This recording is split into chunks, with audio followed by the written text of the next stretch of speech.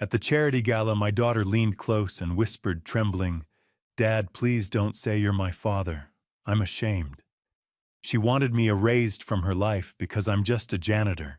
But she had no idea I'd sacrificed everything for her, shaped her future with my own two hands. And tonight, standing on that stage in front of 400 people, I would show her exactly who this poor father really is. Welcome. Please like, subscribe, and tell me where you're watching from. This is a fictional story that explores pride and sacrifice. All names and events are imagined, but the lessons carry deep significance. Now allow me to take you back to where it all started. The chandelier above me blazed like 1,000 suns. I stood on the stage of the Riverside Grand Ballroom, my worn dress shoes planted on polished hardwood, and 400 people in tuxedos and gowns rose to their feet. The applause hit me like a wave, thunderous, relentless, the kind that makes your chest vibrate. I blinked against the spotlight, my hands trembling at my sides, and scanned the sea of faces until I found the only one that mattered. Jessica. She sat at the VIP table 20 feet from the stage, her face the color of ash. Her hands gripped the edge of the white tablecloth so tightly, her knuckles had gone bone white. Next to her, a man in an expensive suit, her boyfriend I assumed, leaned toward her, whispering something. She didn't respond. She just stared at me, her eyes wide and glassy like someone watching a car crash in slow motion. My daughter. 29 years old, the little girl I used to carry on my shoulders through Golden Gate Park every Sunday. The teenager who cried on my lap when her prom date stood her up. The MIT graduate I'd photographed from across the street because she didn't invite me to the ceremony. And right now, she looked like she wanted the floor to swallow her whole.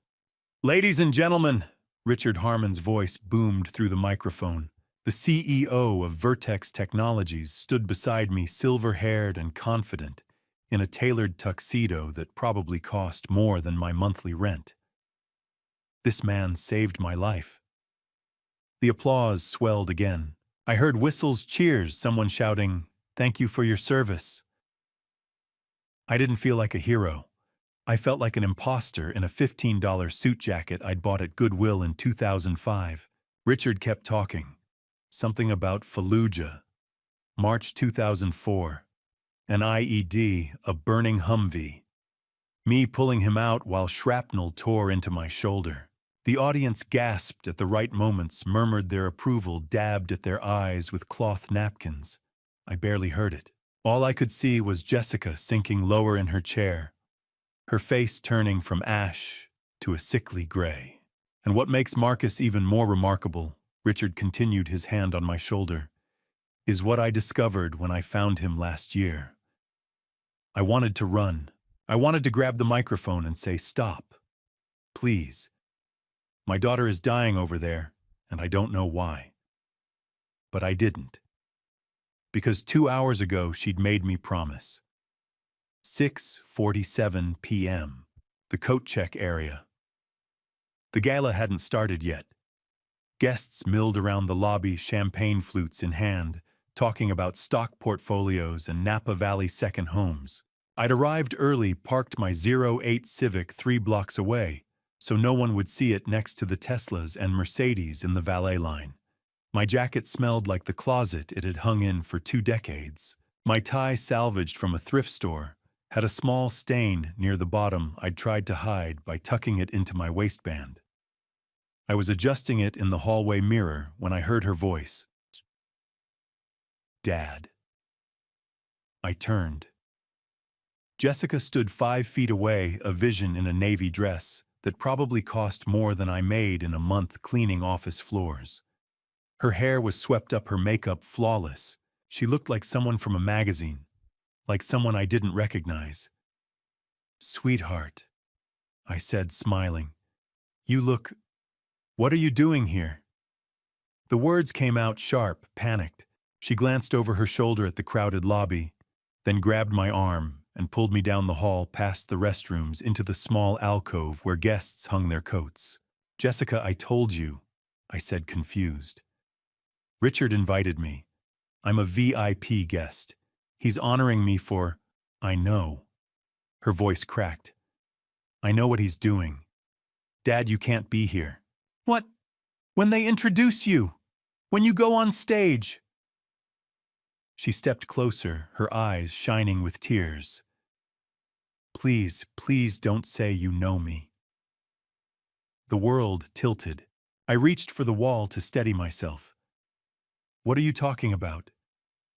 Harrison's family is out there. His parents, important people. They think my father is... She stopped biting her lip. They think my father is someone else. Someone else. Dad, please. A tear spilled down her cheek, smudging her mascara. Just for tonight. Pretend you don't know me. After the gala, we'll talk. I promise. But tonight, I can't. I just can't. I stared at my daughter. The girl I'd raised alone after her mother left when she was 3. The girl I'd sent $3,000 to every month for 10 years. Money I earned scrubbing toilets and mopping floors on the night shift. The girl I'd sacrificed everything for, and she was asking me to pretend she didn't exist. Please, Dad. Her voice broke into a whisper. Please don't say you know me. I should have said no. I should have asked her what the hell was going on, why she was lying to these people, why my own daughter was ashamed of me. But I didn't, because when your child begs you for something, even something that shatters your heart into 1,000 pieces, you say yes. Okay, I whispered. She hugged me then. Fast. 2 seconds. Then she wiped her eyes, fixed her makeup with a compact mirror, and walked back toward the ballroom like nothing had happened. I stood alone in the coat check area, staring at the rows of cashmere and wool hanging on silver hooks, and wondered how we'd gotten here. 8:47 p.m. back on stage.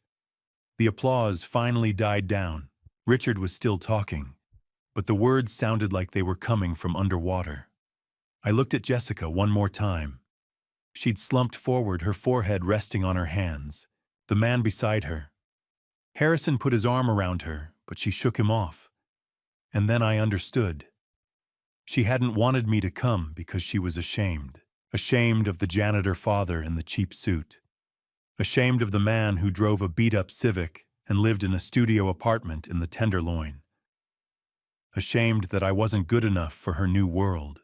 The realization hit me like a punch to the gut. How did we get here, I thought. When did I become someone my daughter had to hide? The answer came slowly, painfully, like pulling a splinter from deep beneath the skin. It started on a Wednesday night in March 2024. A night I thought was just like any other. A night I didn't know would be the beginning of the end. A night I didn't know my daughter had already decided I wasn't good enough. Wednesday night, March 13th, 2024. 11 p.m. The vacuum cleaner hummed across the marble floor of the 47th story, a lonesome sound in the dead silence of midnight.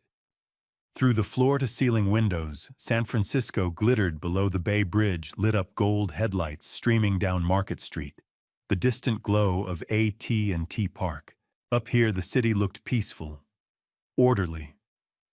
Nothing like the chaos I knew existed on the streets. I pushed the vacuum into the corner office, mahogany desk, leather chair that probably cost more than my car. And on the edge of the desk, catching the hallway light, a watch. I shut off the vacuum, picked it up. Heavy. Cold steel blue face. I turned it over. Rolex Submariner. $15,000 easy. For a second, just a second, I thought about slipping it into my pocket. Then I pulled a Post-it note from the desk and wrote, "Found this on your desk. Didn't want it to walk away. Marcus Night Crew." I placed the watch on top and went back to work. 2 a.m. I sat in the basement break room, cinder block walls, flickering light, a vending machine that took exact change only. My coffee had gone cold. I pulled out my phone. iPhone 6S. Screen cracked down the middle. I dropped it 3 years ago. Never replaced it. Still worked fine.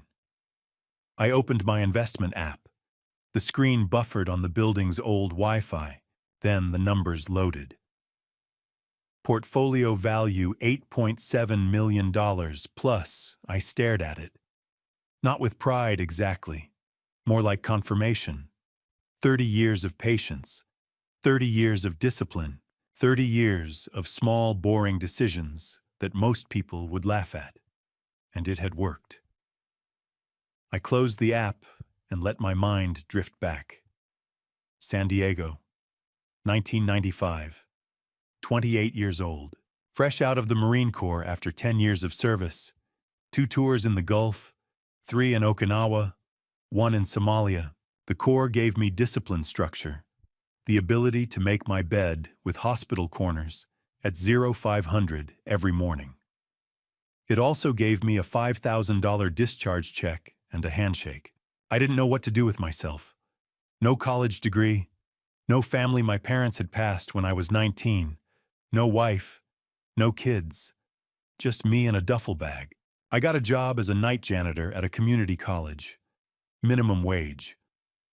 On lunch breaks, I'd sit in the San Diego Public Library, 5th floor financial section. I pulled books off the shelves, The Intelligent Investor, A Random Walk Down Wall Street. I learned about index funds, compound interest, dollar cost averaging. You didn't need to be smart to get rich. You just needed to be patient. So I took that $5,000 and put it into an S&P 500 index fund. Then I kept adding to it. Every month, $100 here, $200 there, $500 when I could manage it. I didn't buy a car for 2 years. I didn't eat out. I didn't go to movies. I just waited. 30 years later, that $5,000 had become more than $8 million, and nobody knew. Not my coworkers, not my landlord, not the veterans at the community center where I volunteered on weekends. I kept it that way on purpose, because money changed people, made them see you differently, made them want things from you. I wanted to know who would love me when I had nothing. That was the test. So I stayed a janitor, drove a 2008 Honda Civic with a dent in the door and 180,000 miles on it, lived in a studio apartment in the Tenderloin where the radiator clanked and the neighbors screamed at 3 in the morning, and I waited to see who would pass the test. I turned off the phone, finished my coffee, clocked out at 3 a.m. and walked to the parking garage. My Civic sat alone under a flickering light. The drive home took 20 minutes through empty streets. When I got home, I saw it immediately, the photo on my refrigerator. Jessica in her MIT cap and gown smiling. I hadn't been invited to the ceremony. I'd driven 6 hours to Massachusetts anyway, stood outside the fence, took a picture from 200 yards away with this same cracked phone, then drove home. That was 7 years ago. I opened my phone again, scrolled to our last messages. Me yesterday, 9 a.m., sent $3,000. Love you, sweetheart. Jessica yesterday, 3 p.m., got it. Thanks. 2 words. That was all I'd gotten in 3 months. 2 words per month. Got it. Thanks. I sent $3,000 every month, had for 10 years, and got 6 words back. I started typing, want to grab lunch this week. Then I stopped. Deleted it. She was busy. She had a career, a life in the city. She didn't need her old man slowing her down. I'd call her tomorrow. She'd probably pick up tomorrow. I peeled off my uniform navy shirt with Marcus stitched over the pocket-matching pants that smelled like pine sol and floor wax. Collapsed onto the bed without pulling back the covers. Just lay there in my work clothes, staring up at the ceiling. There was a crack up there, shaped like the Mississippi River. I'd been meaning to fix it for 3 years. Never got around to it. 3:30 in the morning. The streetlight outside threw shadows across the wall. Somewhere down the hall, a couple was fighting. A baby cried.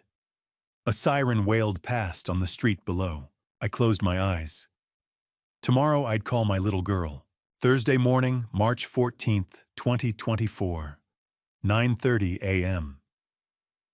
I woke with my phone in my hand. I'd fallen asleep, holding it still in my janitor uniform, still smelling like floor cleaner. The sun cut through the blinds in sharp lines across my studio. Outside, the Tenderloin was waking up car horns, someone shouting the rattle of a delivery truck. I sat up, rubbed my eyes, opened my phone. The last text I'd sent Jessica was still there. Sent $3,000. Love you, sweetheart. Her reply from yesterday. Got it. Thanks. I took a breath. Dialed her number. It rang 3 times. Then the call cut off. Call declined. I stared at the screen. Tried again. Same thing. 3 rings. Declined. My phone buzzed. A text. Jessica, I'm in a meeting. I'll call you back. I typed a reply. No problem, sweetheart. Call whenever. Hit send. Then I waited. I showered, made instant coffee, ate a bowl of oatmeal standing at the counter, checked my phone every 5 minutes. No callback. By noon, I told myself she was busy. Marketing job. Meetings all day. She'd call during lunch. Lunch came and went. By 3 p.m., I convinced myself she'd call after work. 5 o'clock, 5 o'clock. Nothing. 6 p.m. Still silence. I sat on the edge of my bed staring at my phone. My thumb hovered over her contact. I could call again. But what if I was bothering her? What if she thought I was needy? I opened a new text message. Typed, I love you. My thumb hung over the send button. I stared at those 3 words. 2 minutes passed. The streetlight outside flickered on. Then I deleted it. She didn't need me cluttering up her phone. She'd call when she had time. I put the phone down, turned on the TV, some old Western. I didn't watch it. I just stared at my phone on the coffee table, willing it to ring. It didn't. 8 p.m. I gave up, set the phone on the nightstand, lay back on the bed staring at the crack in the ceiling. Maybe she's really busy, I thought. Next week will be better. What I didn't know, what I wouldn't discover until months later, after everything fell apart, was what my daughter was actually doing while I waited by the phone. Months later, I'd find old messages in my phone backup. The kind you don't think to check until you're looking for answers. The kind that sit in the cloud, archived, forgotten. I found 3 text messages I'd sent her over the past 2 months. 3 messages that showed as delivered. But when I checked the read receipts enabled on both our phones since she was in college, I saw the truth. Delivered. Not read. Deleted. She'd deleted my messages without opening them. I scrolled further through the backup. Found a conversation thread I'd never seen. Messages between Jessica and someone named Harrison Blackwell. Harrison, lunch tomorrow. My parents want to meet you soon. They're excited. Jessica, Dad's traveling right now. Maybe next month Dad's traveling. I stared at that line. I hadn't traveled anywhere in 5 years. The last trip I took was a Greyhound bus to Sacramento for a veteran's funeral. That was 2019. I kept scrolling. Found more. Harrison. When can I meet your dad? You talk about him like he's a legend. Jessica. He's very low-key. Doesn't like big social events. I'll ask him about dinner sometime. I closed the backup, opened my bank statements. This part I could see in real time. Every month, like clockwork, I sent Jessica $3,000. I'd been doing it for 10 years, ever since she graduated MIT and moved to San Francisco. She'd said it helped with rent, with bills, with getting started. I pulled up the statement from February, scrolled through her withdrawal history. The account was joint set up years ago, so I could transfer money easily. There it was. Monthly rent payment $4,500, $4,500, for an apartment in the Marina District. I Googled the address listed on the payment. Pulled up the building. Glass facade. Rooftop deck. Views of the Golden Gate Bridge. The kind of place I'd walk past and never imagine going inside. The math didn't add up. I sent her $3,000 a month. Her salary she'd mentioned once casually was around $7,000 a month after taxes. $10,000 total. Minus $4,500 in rent left her $5,500. That was plenty. She didn't need my money. But she kept taking it. I kept digging. Found her social media accounts. I didn't use them much, barely knew how they worked, but I could see her public posts. One from January. Coffee with my favorite ladies. Blessed to have grown up with such strong role models. Dad taught me to work hard and stay humble. He invests in real estate up in Napa Valley, super low-key lifestyle, but he's brilliant with money. Grateful for his advice. I read it 3 times. Real estate, Napa Valley, brilliant with money. I cleaned toilets.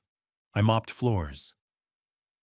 I lived in a 400-square-foot studio in the worst neighborhood in San Francisco and drove a car older than most of her friends. But to her social media friends, I was a real estate investor in wine country. I sat back in my chair, this was months later after everything, and tried to piece it together. The deleted messages, the lies to Harrison, the fake stories online, the apartment she couldn't afford without my help, but pretended she could. My daughter wasn't just busy on March 14th, 2024. She was hiding me. But on that Thursday night, sitting alone in my apartment at 8 p.m., I didn't know any of this. I just stared at my silent phone and told myself the same lie I'd been telling myself for months. She's busy. She'll call next week. Things will get better. I set the phone on the nightstand, closed my eyes, and tried to believe it. 3 months passed like water through my hands. I called Jessica twice in April, once in May. Got voicemails each time. Got back 3 texts, total busy. Talk soon. I kept sending $3,000 on the 1st of every month. Kept getting 2-word replies. Got it. Thanks. I told myself she was building a career, finding her footing in the city. She'd come around. Friday night, June 21st, 2024, 7 p.m. I was on the 5th floor of Vertex Technologies, pushing a mop across the tile in long, methodical strokes. The building was empty. Just me, the hum of the ventilation system, and the city lights starting to glow through the windows as the sun set over the Pacific. My phone buzzed in my pocket. I pulled it out. Saw her name. Jessica, Dad. Can you send money to the old account? My heart jumped. I dropped the mop. Sat down right there on the wet floor, pulled up my banking app with shaking hands. Typed in 3,000. Hit transfer. Transfer initiated. Processing. 10 seconds. The longest 10 seconds of my life. Transfer completed $3,000. 00. I typed back immediately. Done, sweetheart. Everything okay? 3 dots appeared. She was typing. Jessica. Yes. Thank you. That was it. 4 words, but they were 4 more than I'd gotten all month. I stared at the screen, at the notification transfer completed $3,000, at her name, at those 2 sentences that felt like a lifeline. I picked up the mop, went back to work. Told myself the same thing I'd been telling myself for months. As long as she's happy. That's all that matters. What I didn't know, what I wouldn't find out until much later after the world came crashing down, was what my $3,000 was paying for that night. Months later, after everything fell apart, Harrison Blackwell sat across from me in a coffee shop in North Beach. His face was hollow. He'd lost weight. He looked 10 years older than the man I'd see in photos. "I need you to understand something," he said. That night, June 21st, I thought I'd found the woman I was going to marry. He told me the story. I listened, and with every word, another piece of my heart crumbled. That night, the French Laundry, Napa Valley. Harrison had made the reservation 3 months in advance. The French Laundry, 3 Michelin stars, $400 a plate, the kind of place you propose at.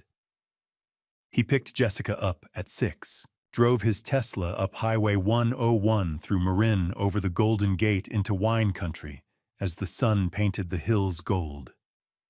They sat at a corner table, white tablecloth, candles, a sommelier who recommended a Napa Cabernet that cost more than my monthly rent. Harrison was nervous. He'd brought his parents, William and Eleanor Blackwell. This was the big introduction, the meet the parents dinner. The one that meant this was serious. "So, Jessica," Eleanor said, smiling over her wine glass. "Tell us about your family. Harrison says your mother passed away." Jessica nodded, took a sip of water. When she spoke, her voice was soft, sad. "My mother passed when I was young. My father raised me alone." That part was technically true. Her mother had left when Jessica was 3, packed a bag one morning in 1999 and walked out the door. I never heard from her again. I'd raised Jessica by myself, worked double shifts, learned to braid hair from YouTube videos, showed up to every parent-teacher conference in my janitor uniform. But then Jessica said something else. "My father passed away 2 years ago. Car accident." Harrison reached across the table, took her hand. "I'm so sorry." William Blackwell, 53 years old, CEO of Blackwell Defense. A man who'd built a military contracting empire from nothing, leaned back in his chair. He had silver hair, sharp eyes, the kind of presence that commanded a room. "I'm sorry for your loss," he said. "Losing a parent it changes you." Jessica nodded, tears in her eyes, real tears. Harrison told me later he'd never seen her so vulnerable. "He sounds like he was a good man," William continued. "What did he do for a living?" Jessica hesitated, just for a second. Then, "He was a consultant. Financial planning. Very low-key. He didn't like attention." William smiled. "Smart man. I respect that." Then William did something Harrison said he rarely did. He told a personal story. "You know," William said, "when I was 18 years old, I thought I was hot stuff. Joined the Marines in 1990. Thought I knew everything. Then I met this instructor at Camp Pendleton. Toughest son of a gun I ever met. He broke me down to nothing. Then built me back up. Made me the man I am today." William stared into his wine glass. "I don't remember his name. It was 34 years ago. But I think about him sometimes. Wish I could find him, thank him, tell him how much he shaped my life." Jessica smiled politely, changed the subject. Harrison leaned across the table, looked into her eyes. "You're going to be the perfect wife someday," he said. Harrison told me later that Jessica blushed, squeezed his hand, said thank you. He told me he'd already bought a ring, back to me that night. I didn't know any of this. I was sitting in the basement janitor room at Vertex Technologies, eating a turkey sandwich from a gas station, staring at my phone. Transfer completed $3,000. I thought about texting her again, asking how she was, what she was doing tonight. But I didn't want to be annoying, didn't want to be the needy dad who couldn't let go. So I just sat there, finished my sandwich, clocked out at 11, drove my Civic home through empty streets. The radio played old country songs, Hank Williams, Johnny Cash, songs about loneliness and highways and people who left. I parked outside my building in the Tenderloin, sat in the car for a minute, looked at my phone one more time. No new messages. I went inside, climbed the stairs to my studio, lay down on the bed without taking off my uniform. At least she still texts me, I thought. At least I'm still part of her life. I didn't know my daughter had just told her boyfriend, the man she was planning to marry, that I was gone. I didn't know she'd erased me. Sunday night, October 13th, 2024, 6 p.m.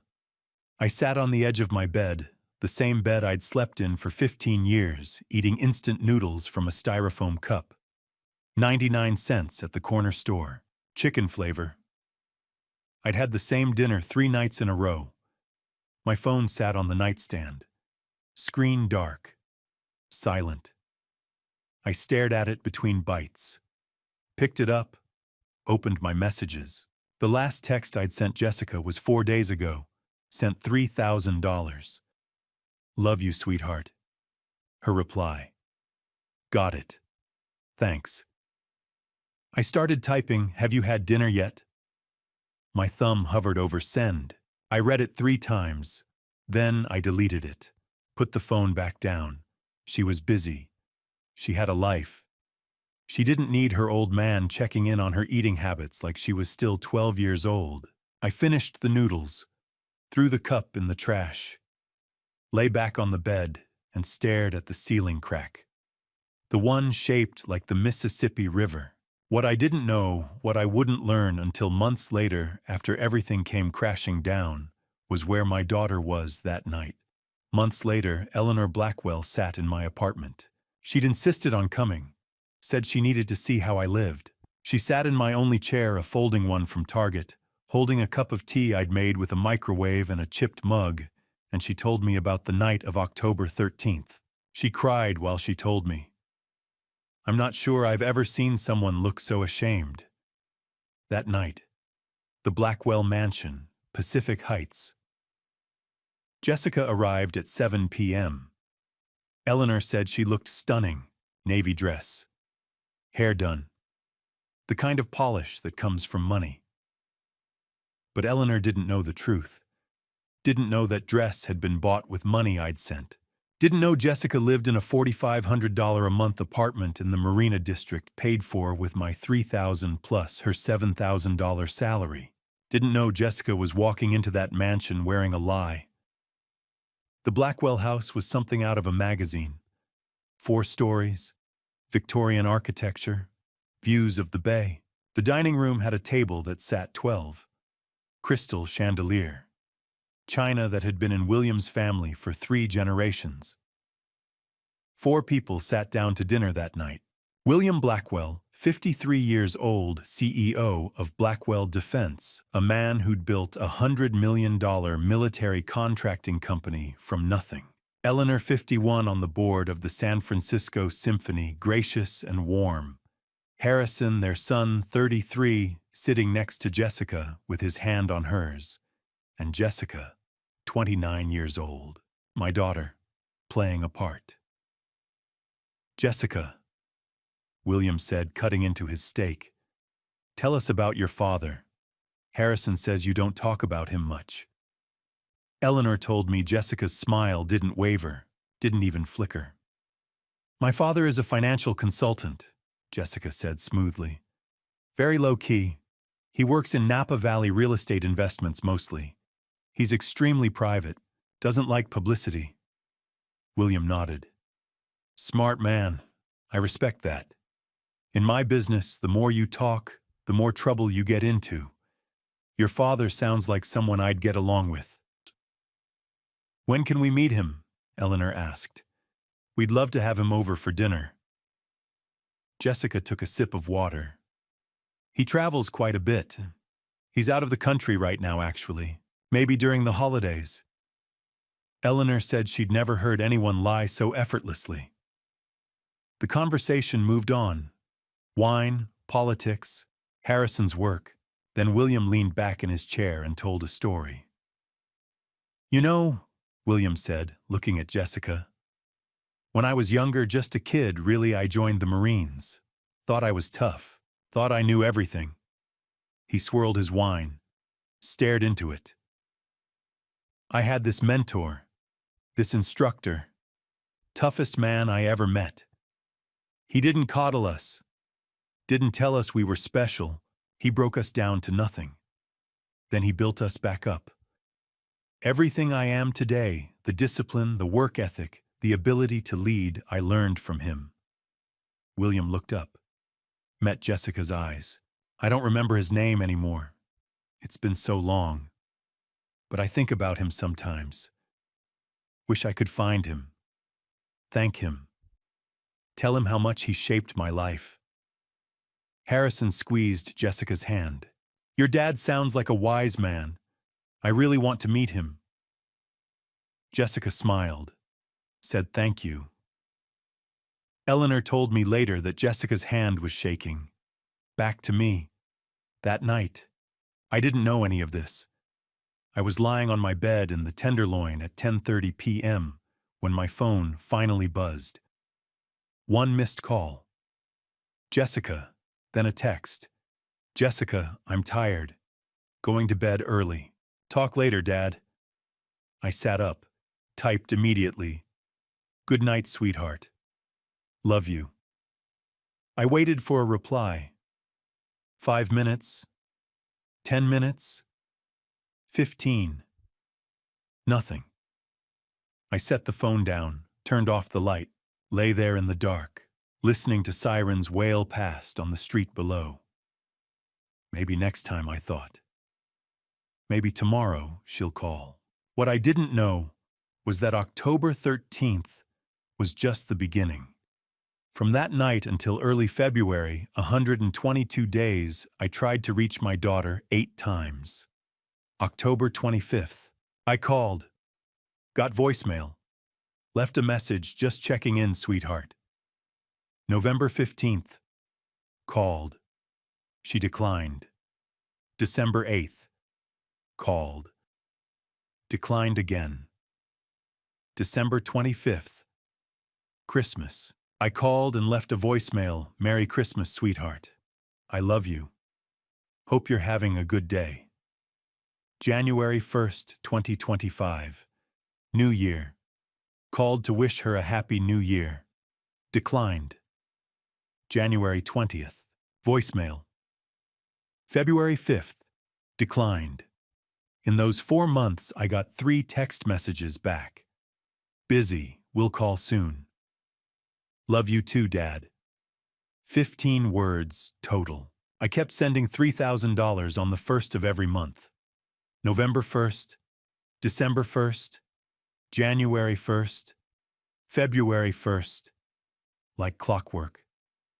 Got back the same 2-word responses. Got it. Thanks. I told myself she was overwhelmed. Building a career. Building a life. She'd come around when things settled down. I didn't know she was building something else, something that didn't include me. Wednesday night, February 12th, 2025. 10 p.m. I was on my knees on the 42nd floor of Vertex Technologies scrubbing a coffee stain out of the carpet near the conference room when my phone buzzed in my pocket. I sat back on my heels, pulled it out, saw her name. Jessica, Dad, can you call me tomorrow morning? I stared at the screen, read it 3 times to make sure it was real. It was the first message I'd gotten from her in 2 weeks.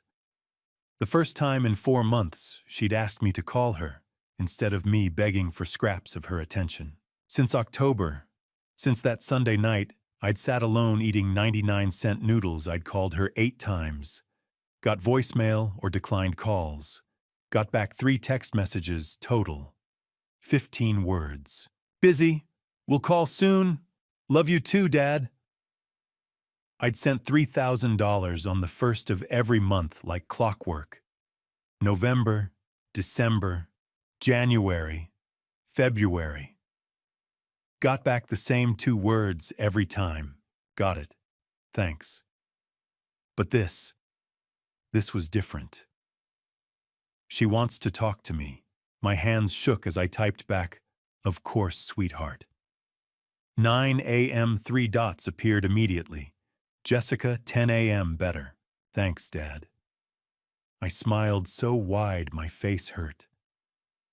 I finished my shift at 2 a.m., drove home through empty streets with the radio turned up, singing along to songs I didn't know the words to, got to my apartment at 3 in the morning, and lay on my bed fully clothed, still in my janitor uniform staring at the ceiling.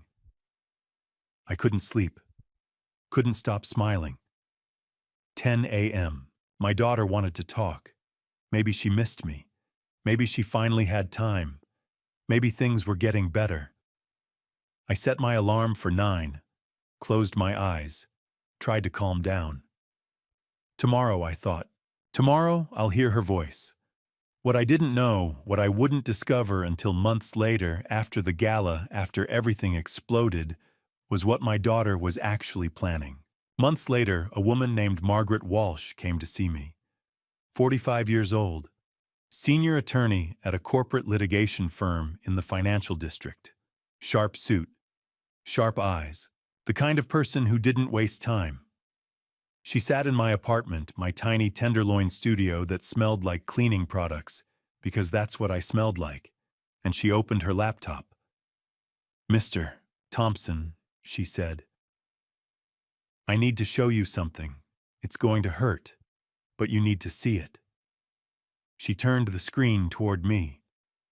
Email draft. Saved but never sent. Recovered from Jessica Thompson's company email server during a routine IT audit. To info Elite talent casting. Come date February 10th, 2025. Subject urgent casting request. Professional actor needed. Hello, I need a professional actor for a private event. Male, 55 to 60 years old. The role is to portray a wealthy father at 2 events, a family dinner in July and a charity gala in September 2025. Character profile: Robert Hayes. Stanford MBA, graduated 1989. Real estate investor based in Napa Valley. Widower, wife passed in 2010. 1 daughter. Net worth approximately $3 to $5 million, but very low-key lifestyle. Personality: quiet, private, doesn't seek attention. Fee negotiable: $5,000 to $10,000, depending on experience. NDA required. Absolute discretion essential. Please respond ASAP. Best regards, Jessica Thompson. I stared at the email, read it twice, looked up at Margaret. She hired someone to pretend to be me. Margaret's face was stone. Keep reading. She clicked to another file, a spreadsheet, Excel, Jessica's own budget calculations. At the top of the sheet, in Jessica's handwriting in the notes column, it said, "Budget plan, actor hire." Below that, she'd listed everything. $8,000 saved from my transfers, November through January, 3 months, $3,000 per month. She'd taken 8 of the 9,000 I'd sent and set it aside. Another 2,000 borrowed from her Chase Visa credit card. Total available $10,000. The actor's fee, $10,000, split into $5,000 upfront and $5,000 after the gala. And at the bottom, under a row labeled backup plan, there was just a blank space. She hadn't figured that part out yet. I felt sick. $8,000. Money I'd sent her. Money I'd scraped together working night shifts, mopping floors and cleaning toilets. Money I'd sent because I thought she needed help with rent, with bills, with living. She'd been saving it to hire a fake father. "There's more," Margaret said quietly. She opened another file, a A screenshot from a phone backup. Jessica's Notes app. Note created February 11th, 2025, 11:47 p.m. Nobody will know. Clean break after the gala. He'll understand someday. He has to. I sat back, put my head in my hands. Mr. Thompson, Margaret said. I'm the attorney for the charity foundation that runs the gala. When we audited the scholarship fund and found irregularities tied to Jessica's account, we were legally required to investigate. This came up during the digital forensics sweep. I'm so sorry. I didn't say anything. Couldn't. The email was never sent, Margaret continued. She must have changed her mind about using that agency, used a different one. But the intent is clear. She planned this, budgeted for it, saved money you sent her, money you earned cleaning buildings at night. I looked up. Why are you telling me this now? Why not before the gala? Because I didn't find it until after, she said.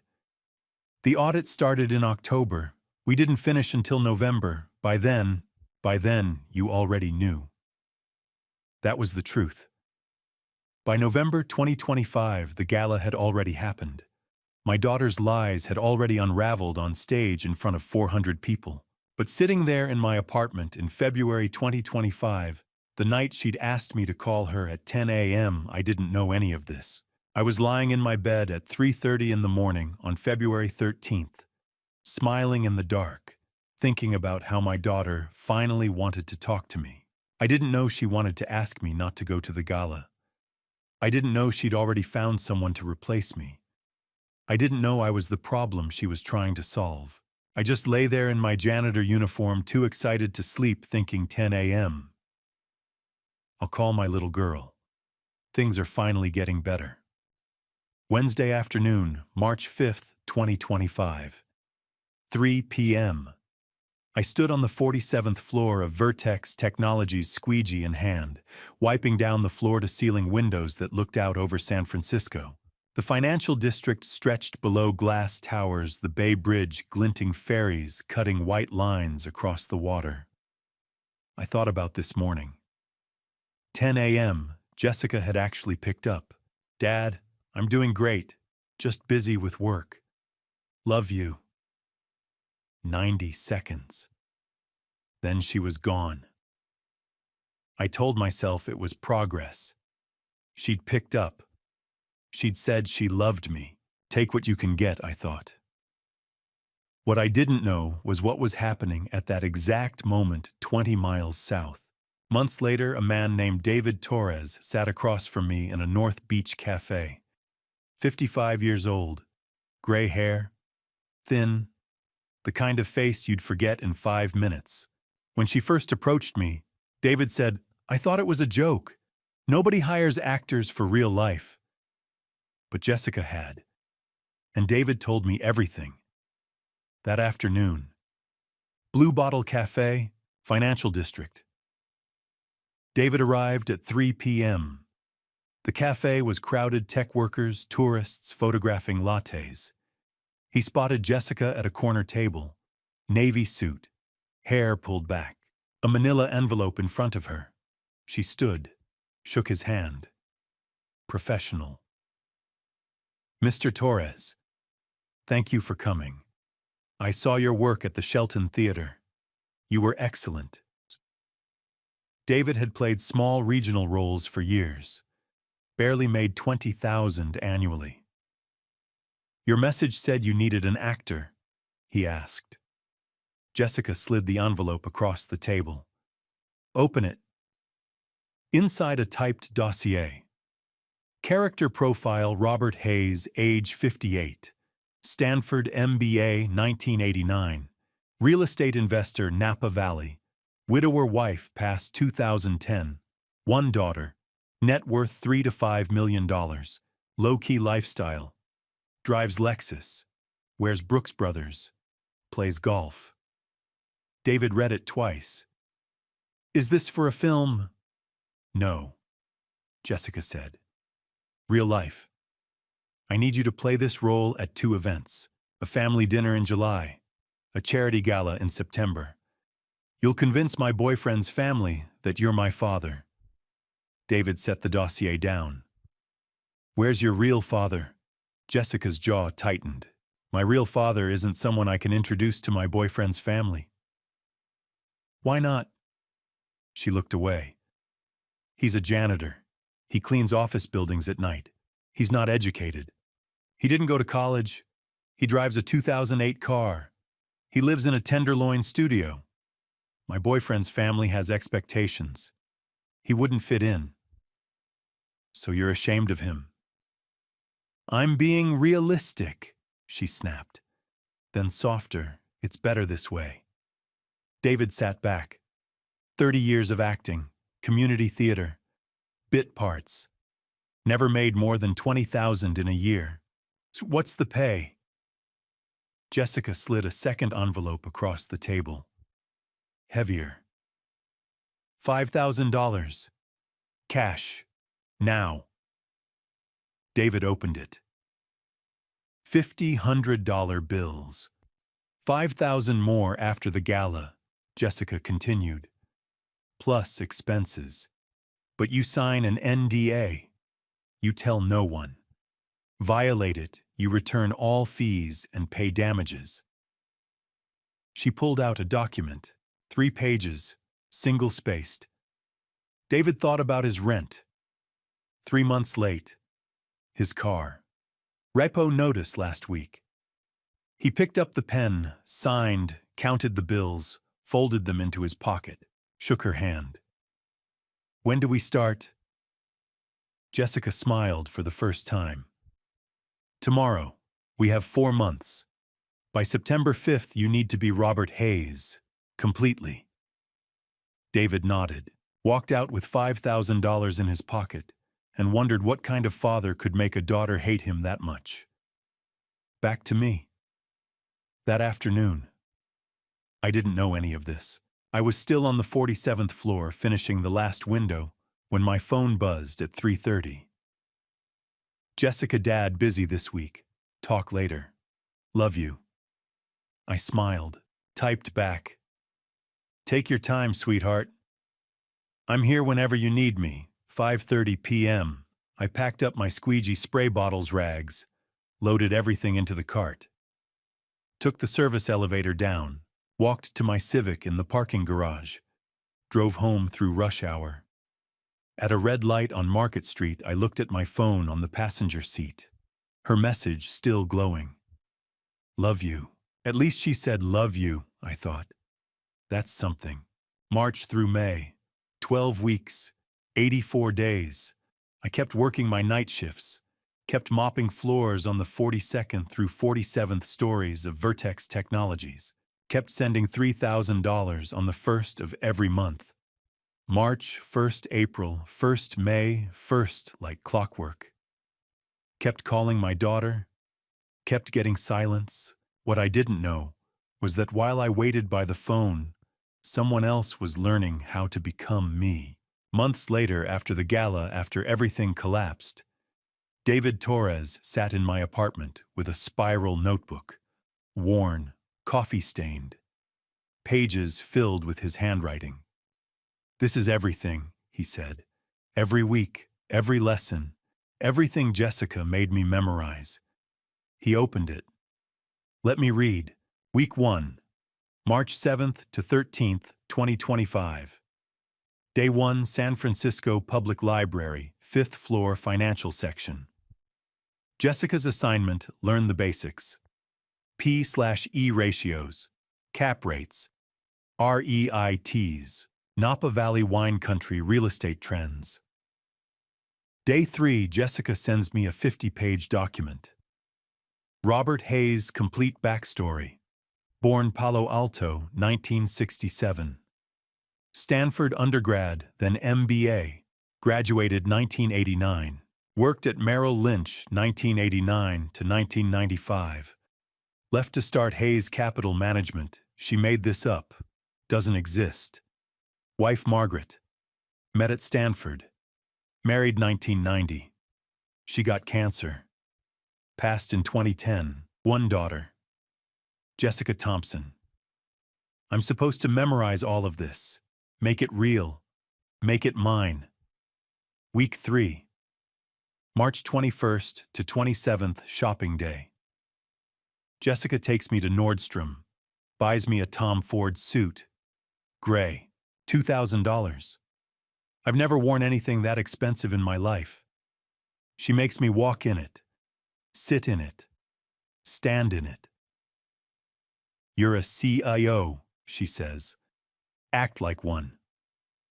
Omega watch. $500. It's fake, but it looks real. Toomey briefcase. $300. Cole Haan shoes. $250.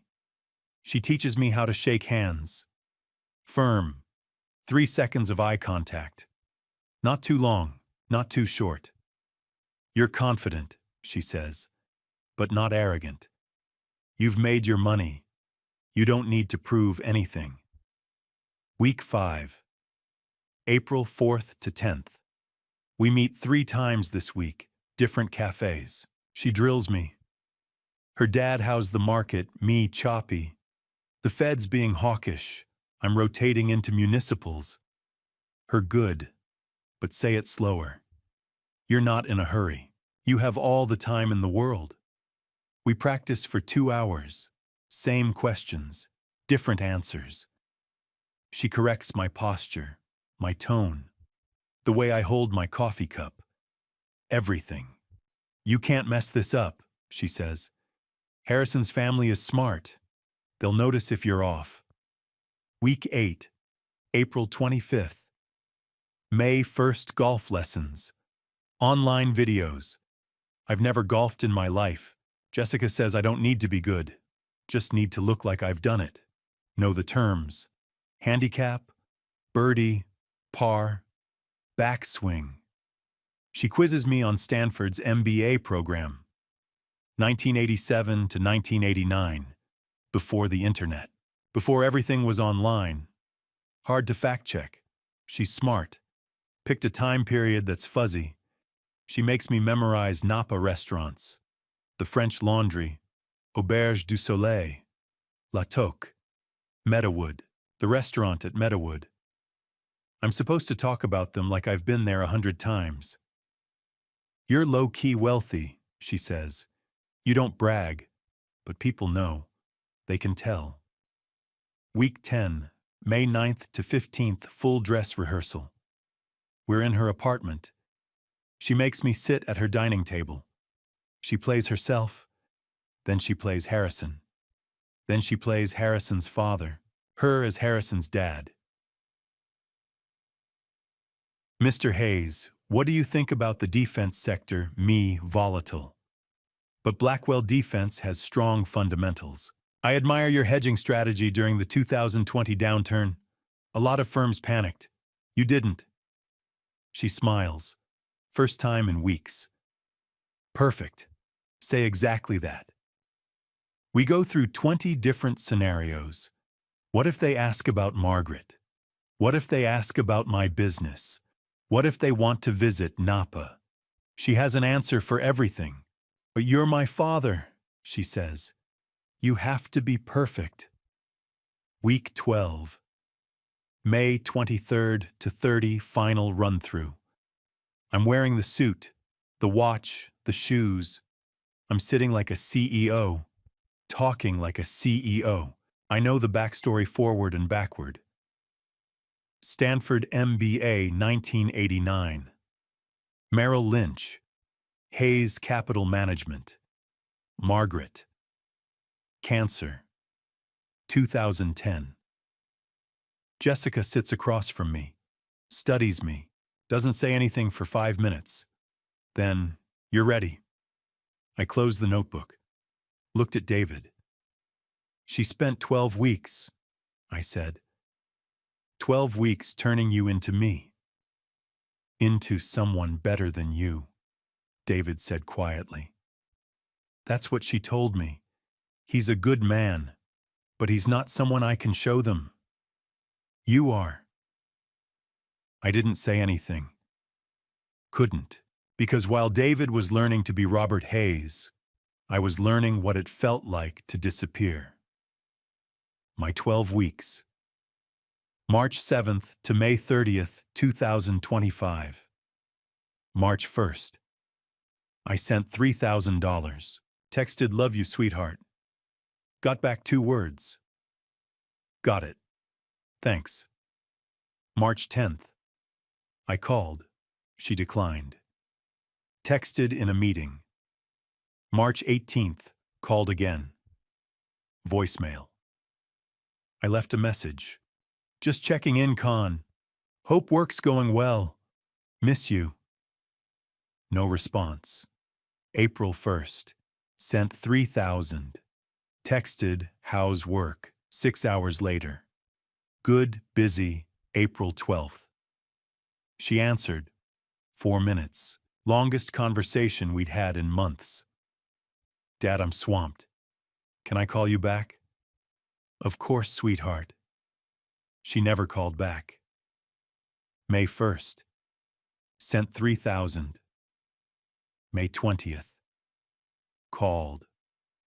Voicemail. Miss you, Con. Haven't heard your voice in weeks. Just want to make sure you're okay. No response. May 30th. I sent my 47th unanswered text. Just want to know you're okay. Nothing. I called 9 times over those 12 weeks. She answered twice. 4 minutes total. The other 7 times went to voicemail. I sent 3 texts. Love you. How's work? Just want to know you're okay. Got back 6 words total. Got it. Thanks. Good. Busy. And I kept sending money. $3,000 on the 1st of every month, because that's what fathers do. They provide. They wait. They hope. I didn't know my money was paying for the suit David wore, the watch, the shoes, the briefcase, the lessons, everything she needed to replace me. I just lay in bed on the night of May 30th, staring at my phone at the 47 unanswered messages, and told myself the same thing I'd been telling myself for 12 weeks. She's busy. She's building a life. She'll come around. 12 weeks. My daughter more distant than ever. But I was still here. Monday morning, June 2nd, 2025. 9:30 a.m. I was in the basement break room eating a gas station breakfast burrito and scrolling through 3-day-old messages from Jessica, all unanswered, when the phone on the wall rang. Not my cell phone. The old landline. The one that only rang when management needed something. I picked it up. Night crew. Marcus speaking. Marcus. The voice was familiar. Formal. This is Richard Harmon. Can you come to my office, 47th floor?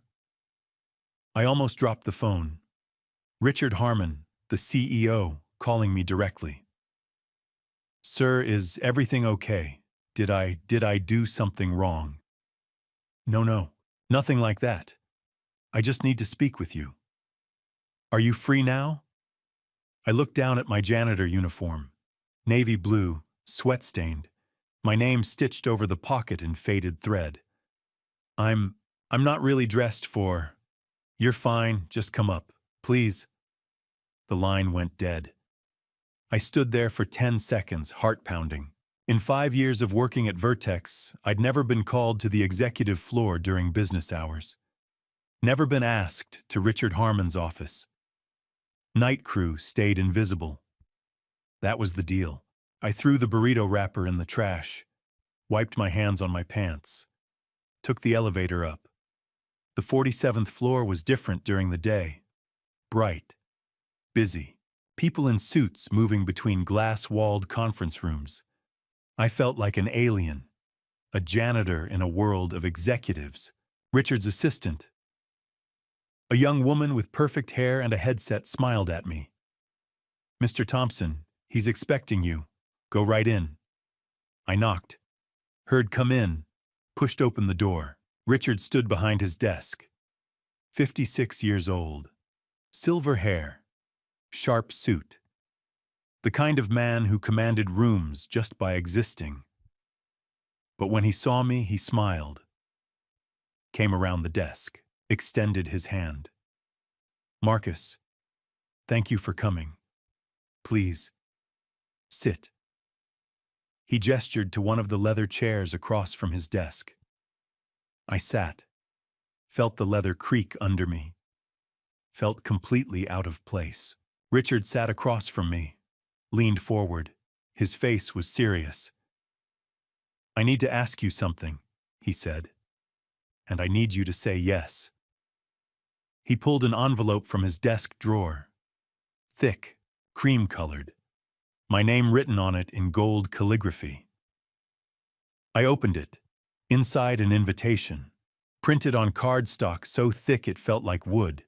"Heroes Among Us, a benefit gala for Bay Area veterans, Friday, September 5th, 2025, 6 o'clock p.m., Riverside Grand Ballroom, San Francisco, California, 5 IP, guest of honor, Marcus Thompson." I read it twice, looked up.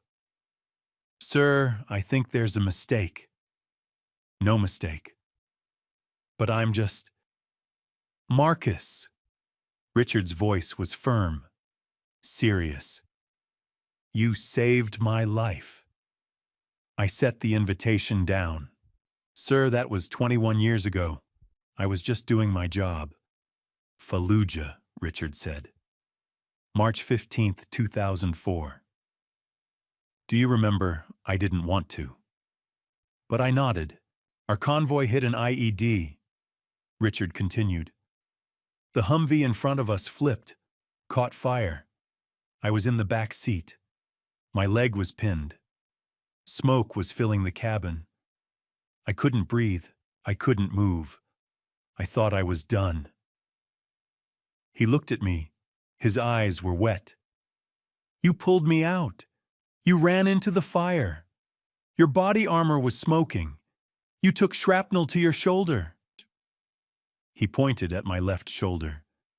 I'd worn a t-shirt under my uniform. The scar was visible, jagged, white, 4 inches long. "I was 35 years old," Richard said. "You gave me 21 more years, a wife, 2 kids, this company. Everything I have because of you." I didn't know what to say. The memories came back. Always did. Black smoke, screaming, the smell of burning fuel and melted plastic. I'd seen Richard through the window, young Lieutenant Harmon trapped panicking, and I'd moved without thinking. Ran to the Humvee, pulled the door, jammed, pulled harder. It gave. Reached in, grabbed Richard's vest, pulled. His leg came free. Dragged him out. 10 feet. 20. Then the heat hit my shoulder. White hot. I looked down. Saw blood. Saw smoke coming off my armor. Then a medic was there, pushing me down, shouting, and everything went black. "I've been looking for you," Richard said, pulling me back to the present. "For years, I knew your name, Marcus Thompson, gunnery sergeant. But after the Corps, you disappeared. No social media, no online presence, nothing." He leaned back. "When I became CEO of Vertex 3 years ago, I did something crazy. I hired every janitorial company in San Francisco, every single one. Put them on rotating contracts. Told them I was looking for someone, a veteran, a Marine, named Marcus Thompson." I stared at him. "You hired janitorial companies to find me. Last year I saw your name on the payroll, Marcus Thompson. Night shift. I couldn't believe it. I pulled your file, checked your Marine record. You're decorated, Marcus. Bronze Star, Purple Heart. 2 tours in Iraq, 1 in Afghanistan, and you're cleaning toilets in my building." "I like the work," I said quietly. It's honest. Bullshit. Richard's voice was sharp, then softer. You're too humble, you always were. But this gala, it's for veteran causes. We raise money, help guys who are struggling, and I want to honor you. Publicly. 400 guests. $500 a plate. You'll sit at the head table. I'll tell your story. I'll tell them what you did for me. I looked at the invitation, at my name in gold letters. Sir, I'm just a janitor. Nobody cares about... I care. Richard's voice cracked. And after this gala, everyone else will too. Please, Marcus, say yes. I sat there, thought about Jessica, about how she hadn't called me back in weeks, about how distant she'd become, about how, maybe if she knew I was being honored, if she knew people cared, if she knew I was more than just the janitor father she was ashamed of, maybe she'd be proud. Okay, I said. I'll come. Richard's face broke into a smile. He stood, extended his hand. I stood, shook it. Thank you, Marcus. This means the world to me. I left his office at 11:30, held the invitation in my hand like it was made of glass. Took the elevator down to the basement, pulled out my phone, dialed Jessica. It rang and rang. Then voicemail. Hey, this is Jessica. Leave a message. Sweetheart. I said, my voice shaking with excitement. It's Dad. I have good news. Really good news. Can you call me back? I want to tell you something. Love you.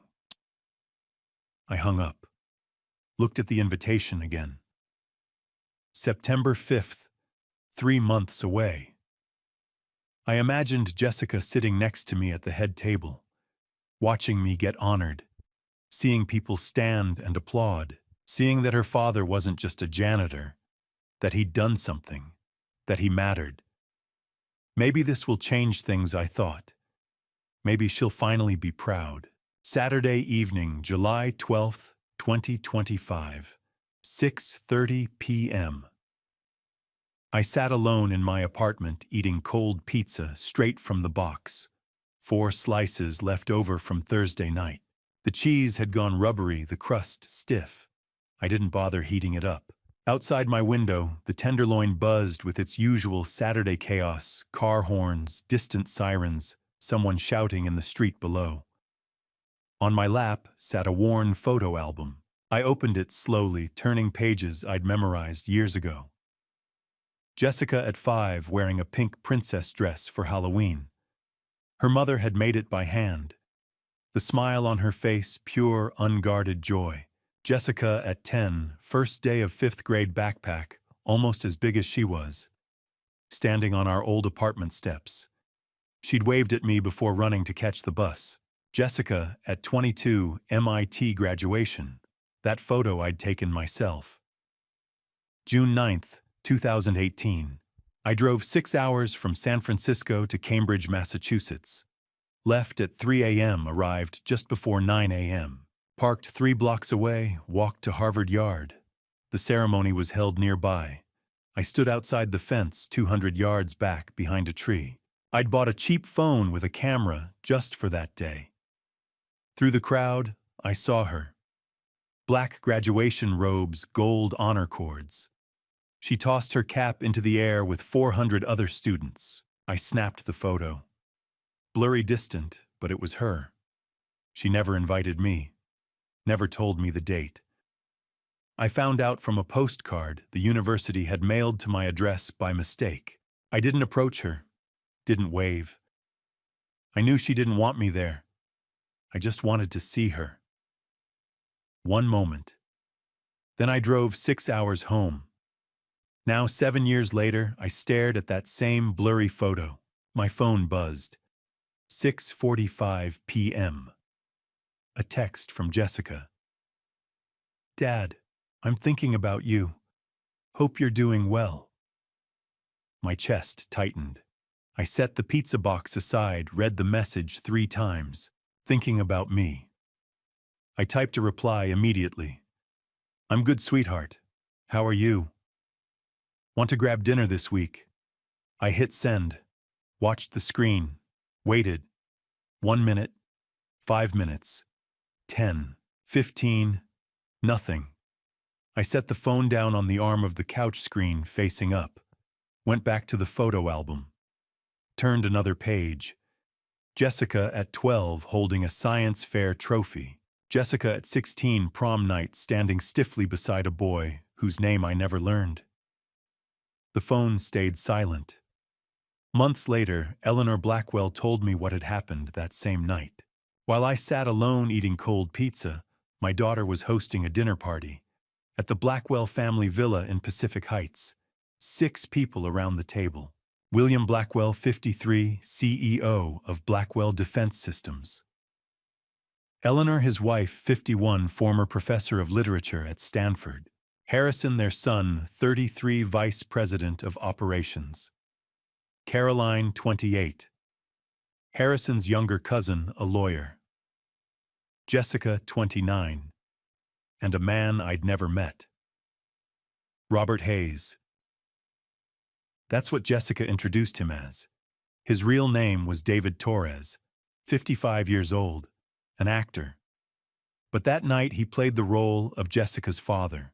He wore a tailored gray Tom Ford suit. An Omega Seamaster watch on his left wrist, polished, elegant, expensive-looking. He brought a bottle of Caymus Cabernet Sauvignon Vintage 2018, worth $150. Handed it to Eleanor with a warm smile and a firm handshake. Thank you for having me, Mrs. Blackwell.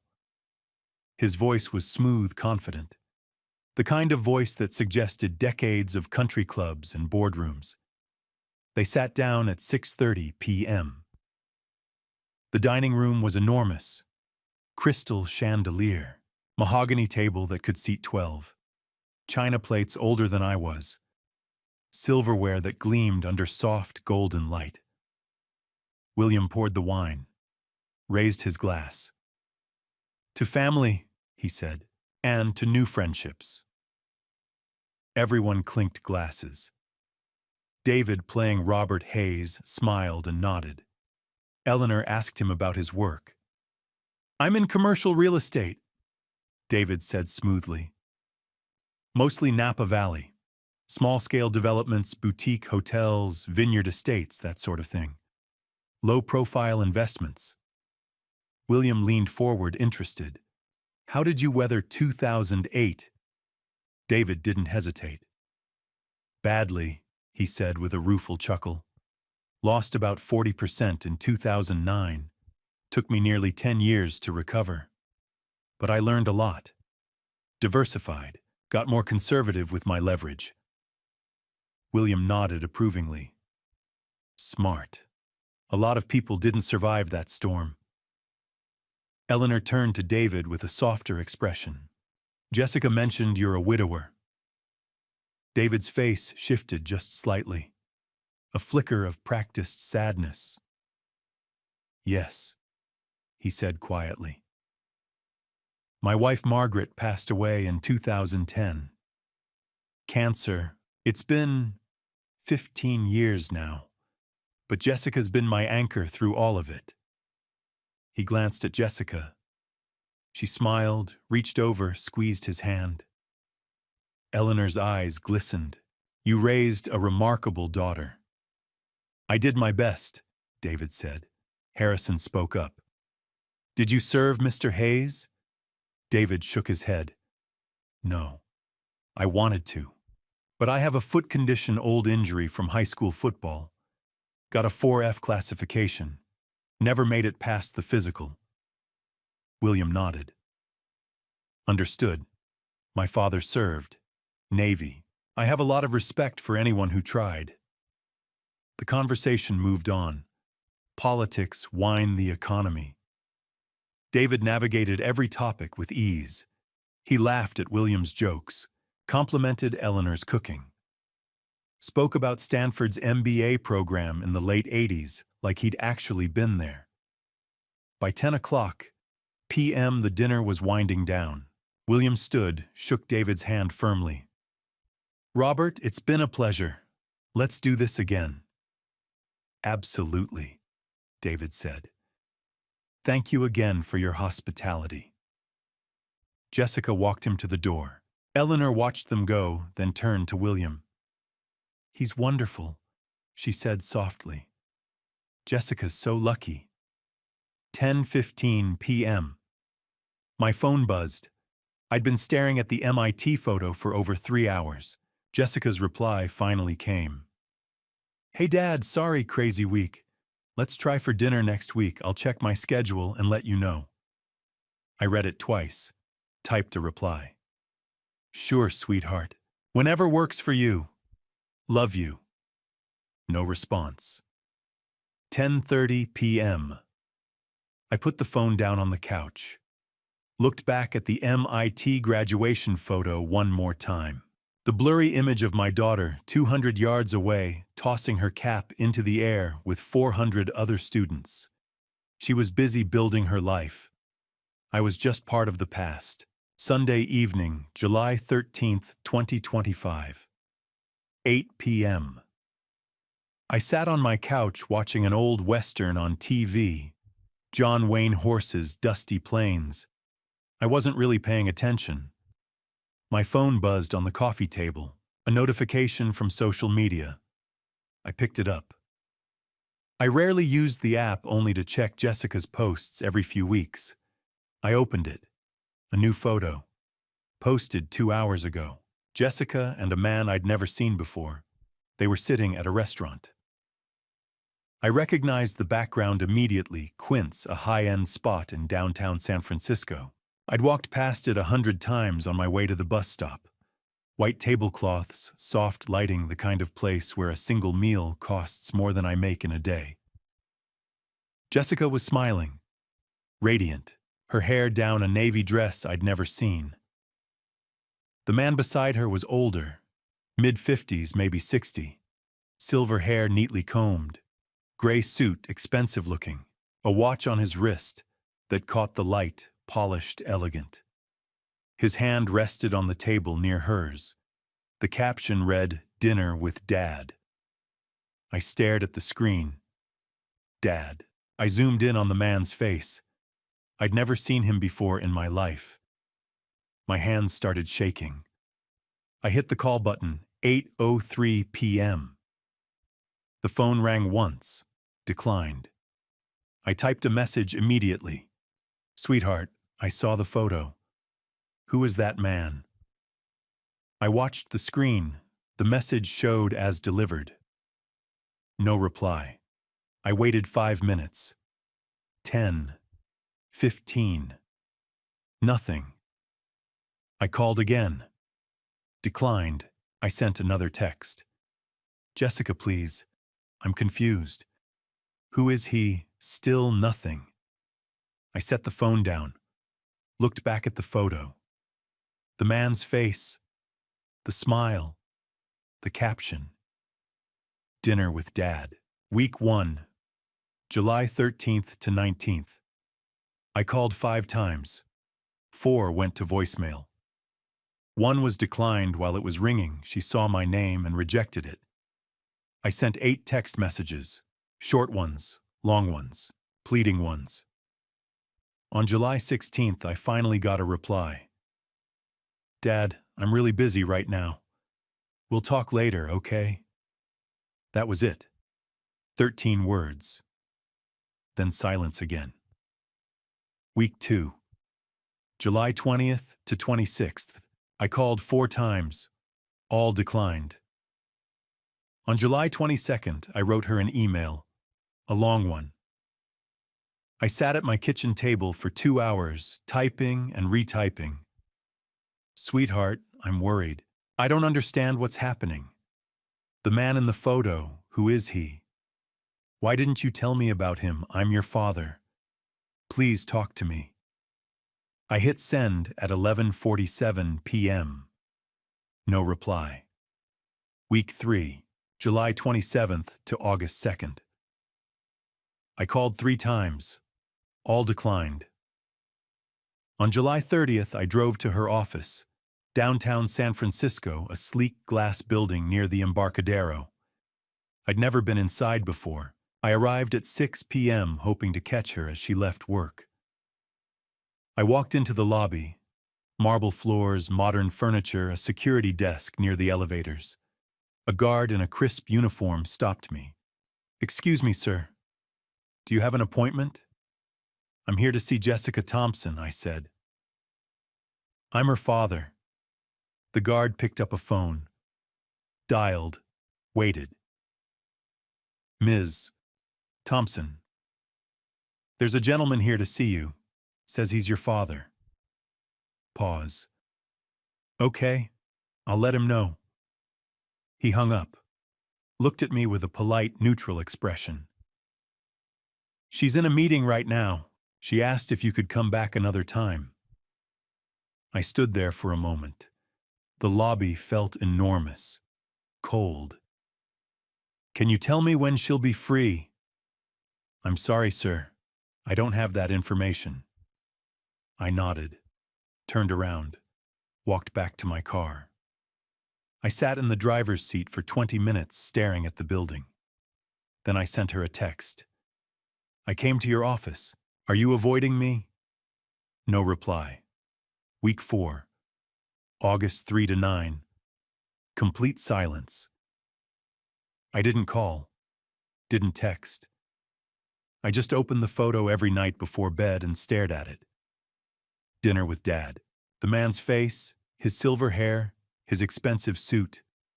Who was he? Week 5. August 10th to 16th. On August 12th, I called one last time. Declined. I sent a message. "I don't understand what's happening, but I still love you." No reply. On July 10th, I'd received a notification from my banking app. A withdrawal from Jessica's account, the one I'd set up for her years ago, where I deposited money every month. $5,000. I stared at the number. I didn't know what it was for. Rent, tuition. Something else I wanted to ask her, but she wouldn't answer. Week 6 and 7. August 17th to September 1st. I stopped trying. Every night I sat on my couch in the dark, opened my phone, looked at the photo. Dinner with Dad. I thought about the years I'd spent trying to stay in her life, the money I'd sent, the calls she never answered, the texts she ignored, the MIT graduation I attended from 200 yards away. And now this.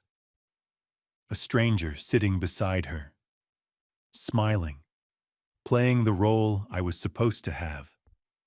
September 1st, 2025.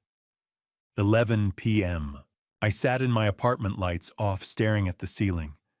Tomorrow I would go to her office again. I would wait as long as it took. I would demand answers. I needed to know the truth. 11:30 p.m. I set an alarm for 4 p.m. the next day. I'd leave work early, get to her office by 6 p.m. This time I wouldn't leave until I saw her. I put the phone down, closed my eyes. Enough. I had to see her. Tuesday, September 2nd, 2025. 4:30 p.m. I found my supervisor on the 42nd floor. "I need to leave early today," I said. "Family emergency." He looked up from his clipboard, frowned slightly, then nodded. "Okay. Be back tomorrow on time." "Thank you." I grabbed my jacket, took the elevator down to the basement, clocked out, and walked to my car. The 2008 Honda Civic sat in the employee lot, scratched and faded under the late afternoon sun. I climbed in, started the engine, and drove toward downtown San Francisco. Traffic was heavy. It took me 40 minutes to reach 555 Market Street, Jessica's office building. A sleek glass tower 30 stories high, reflecting the blue sky like a mirror. I parked across the street in a public lot, paid for 2 hours, walked back to my car and sat in the driver's seat, windows down, watching the building entrance. 5 p.m. People started streaming out. Suits, briefcases, designer handbags. Young professionals laughing, talking on their phones, heading to happy hour. I scanned every face. 5:30. Still no Jessica. 5:45. Then I saw her. She stepped through the glass doors. Black blazer, white blouse, leather bag slung over one shoulder. Her hair was pulled back in a neat ponytail.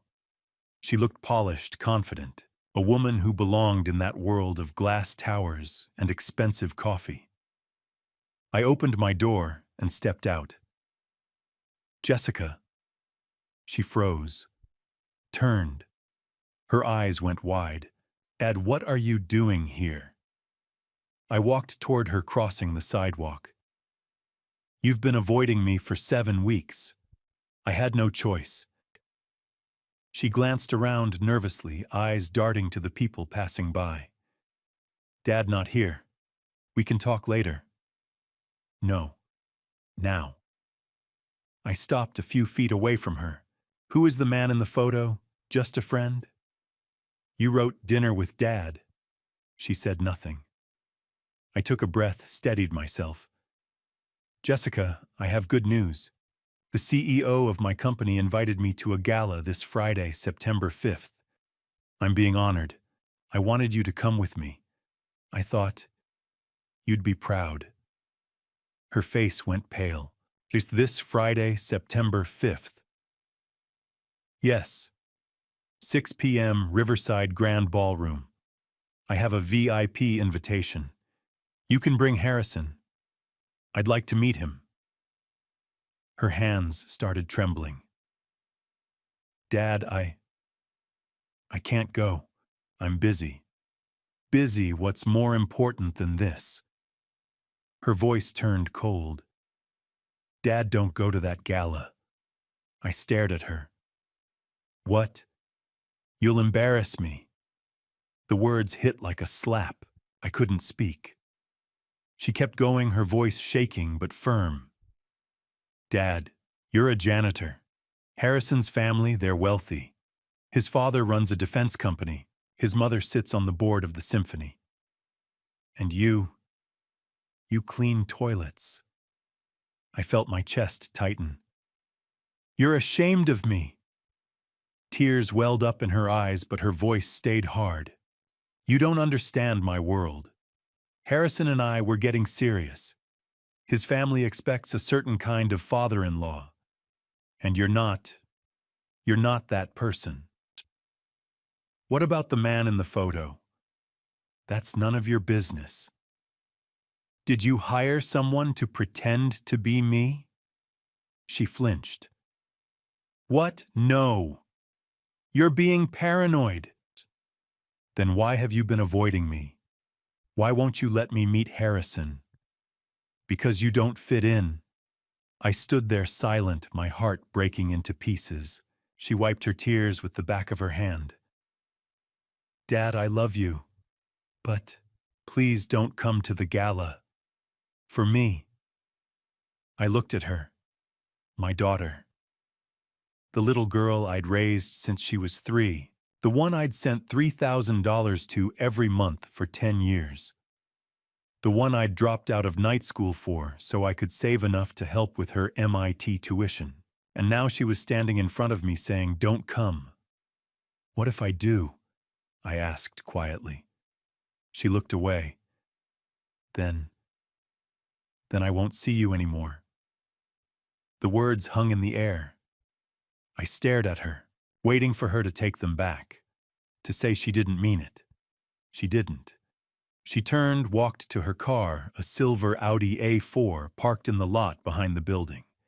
I'd helped her buy it 2 years ago, sent her an extra $5,000 when she told me she needed a reliable car for work.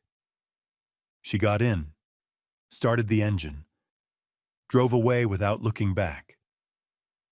I stood alone in the parking lot.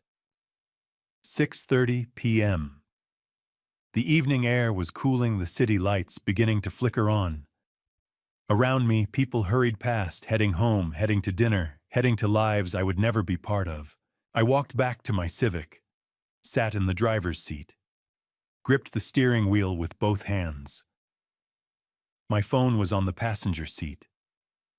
I picked it up, opened the photo again, the one from July 13th. Jessica and the silver-haired man at Quince. Dinner with Dad. I zoomed in on his face. The expensive suit, the polished watch, the confident smile. Did you hire someone to pretend to be me? You're being paranoid. Maybe I was. Maybe I wasn't. But I knew one thing for certain. She'd lied to me. For months. Maybe years. And now she was telling me not to come to the one event where I was finally being recognized. Where people would see me as more than just a janitor. Where my daughter might see me the way I'd always hoped she would. As someone worth being proud of. I set the phone down. Stared out the windshield at the city skyline. The towers of glass and steel glowing in the fading light. Friday, September 5th.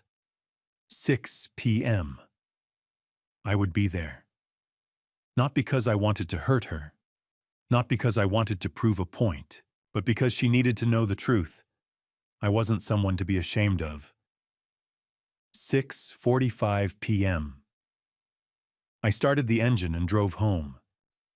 Friday evening, September 5th, 2025. 6 p.m. I drove my 2008 Honda Civic along the waterfront toward Riverside Grand Ballroom. The sun was setting over the bay, casting long shadows across the city. Ahead, I could see the ballroom, a massive glass building, lit from within, glowing like a lantern against the darkening sky. The parking lot was filling up fast. Rows of sleek black sedans, Teslas, Mercedes, BMWs. Valets in red jackets stood at the entrance, opening doors, greeting guests with polished smiles. I turned away from the valet line and drove to the far corner of the lot. Found a spot near the back, away from the entrance, away from the cameras and the lights. I didn't want anyone seeing my scratched, faded Civic next to those gleaming machines. I parked, turned off the engine, sat for a moment, hands on the steering wheel. I was wearing the only suit I owned, a navy blue two-piece I'd bought in 2005. It was a little tight across the shoulders now. The fabric was worn at the elbows. My tie had a small tear along the edge. I'd tried to fold it so the tear wouldn't show. My shoes were old black leather, but I'd spent an hour polishing them this morning. They were the best I had. I took a breath, got out, locked the door. 6:15 p.m. I walked toward the entrance. The closer I got, the more out of place I felt. The lobby was enormous. A crystal chandelier hung from the ceiling, 3 stories high, thousands of pieces of glass catching the light. Red carpet stretched from the doors to the ballroom entrance. Guests moved through the space in tuxedos and evening gowns, holding champagne flutes, laughing, shaking hands. I stepped inside. No one looked at me. I walked slowly, trying not to touch anything, trying to blend in. A waiter passed with a tray of champagne. I didn't take one. 6:30 p.m. I reached the ballroom entrance. 2 large doors stood open. Inside, I could see rows of round tables, 40 in total, 10 chairs each. White tablecloths, crystal glasses, gold-rimmed plates. At the front of the room was a large stage with a podium, a massive LED screen behind it, and a banner that read, "Heroes Among Us, Honoring Our Veterans." I scanned the room. The VIP tables were up front, closest to the stage. And there, at the second table from the center, I saw her. Jessica. She wore a navy blue dress, sleeveless, elegant. Her hair was pulled back. She looked beautiful. Sitting beside her was a man in a black Armani suit. Tall, dark hair slicked back. Harrison Blackwell. 33 years old. I'd never seen him in person before. On Jessica's other side sat a silver-haired man in a gray Tom Ford suit, an Omega watch on his wrist. He was talking to an older man across the table, William Blackwell, I assumed. The silver-haired man. The one from the photo. That's the fake father. Jessica turned her head. Our eyes met. Her face went pale. She stood up abruptly, leaving her purse on the table, and walked quickly toward me. 6:35 p.m. She reached me, grabbed my sleeve, pulled me aside. "Dad, what are you doing here?" "I was invited," I said quietly. "VIP guest of honor." No. You have to leave, right now." "Jessica, I can't leave. Richard invited me." She glanced around, panic in her eyes.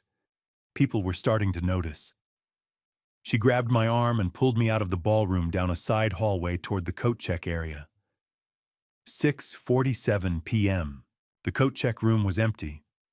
Rows of coats hung on metal racks. The air smelled like wool and perfume. Jessica turned to face me. Her hands were shaking. "Dad," she whispered. Please don't say you know me." I stared at her. "What?" "When they introduce you on stage, pretend you don't know me. Please." "Jessica, Dad Harrison is here. His parents are here. The man sitting with us, he's supposed to be my father. If you say you're my dad, everything falls apart. My relationship, my job, my life. Please."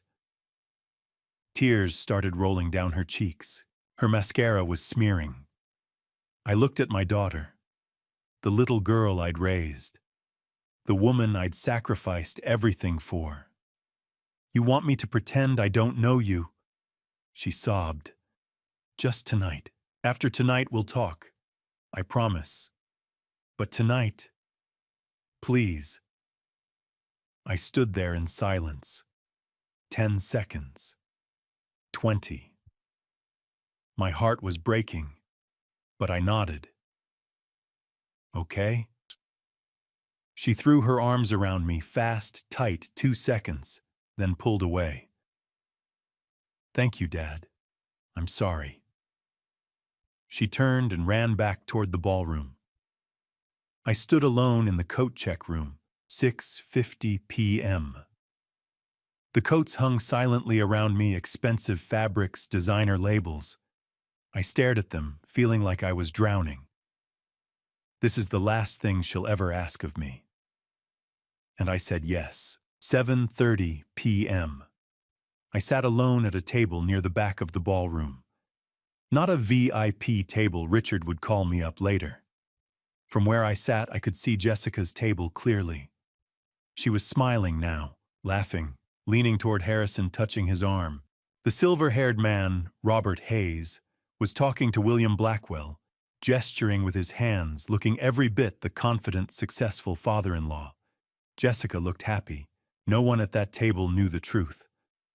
I looked at the stage, the banner, the LED screen, the podium where in less than an hour Richard Harmon would call my name.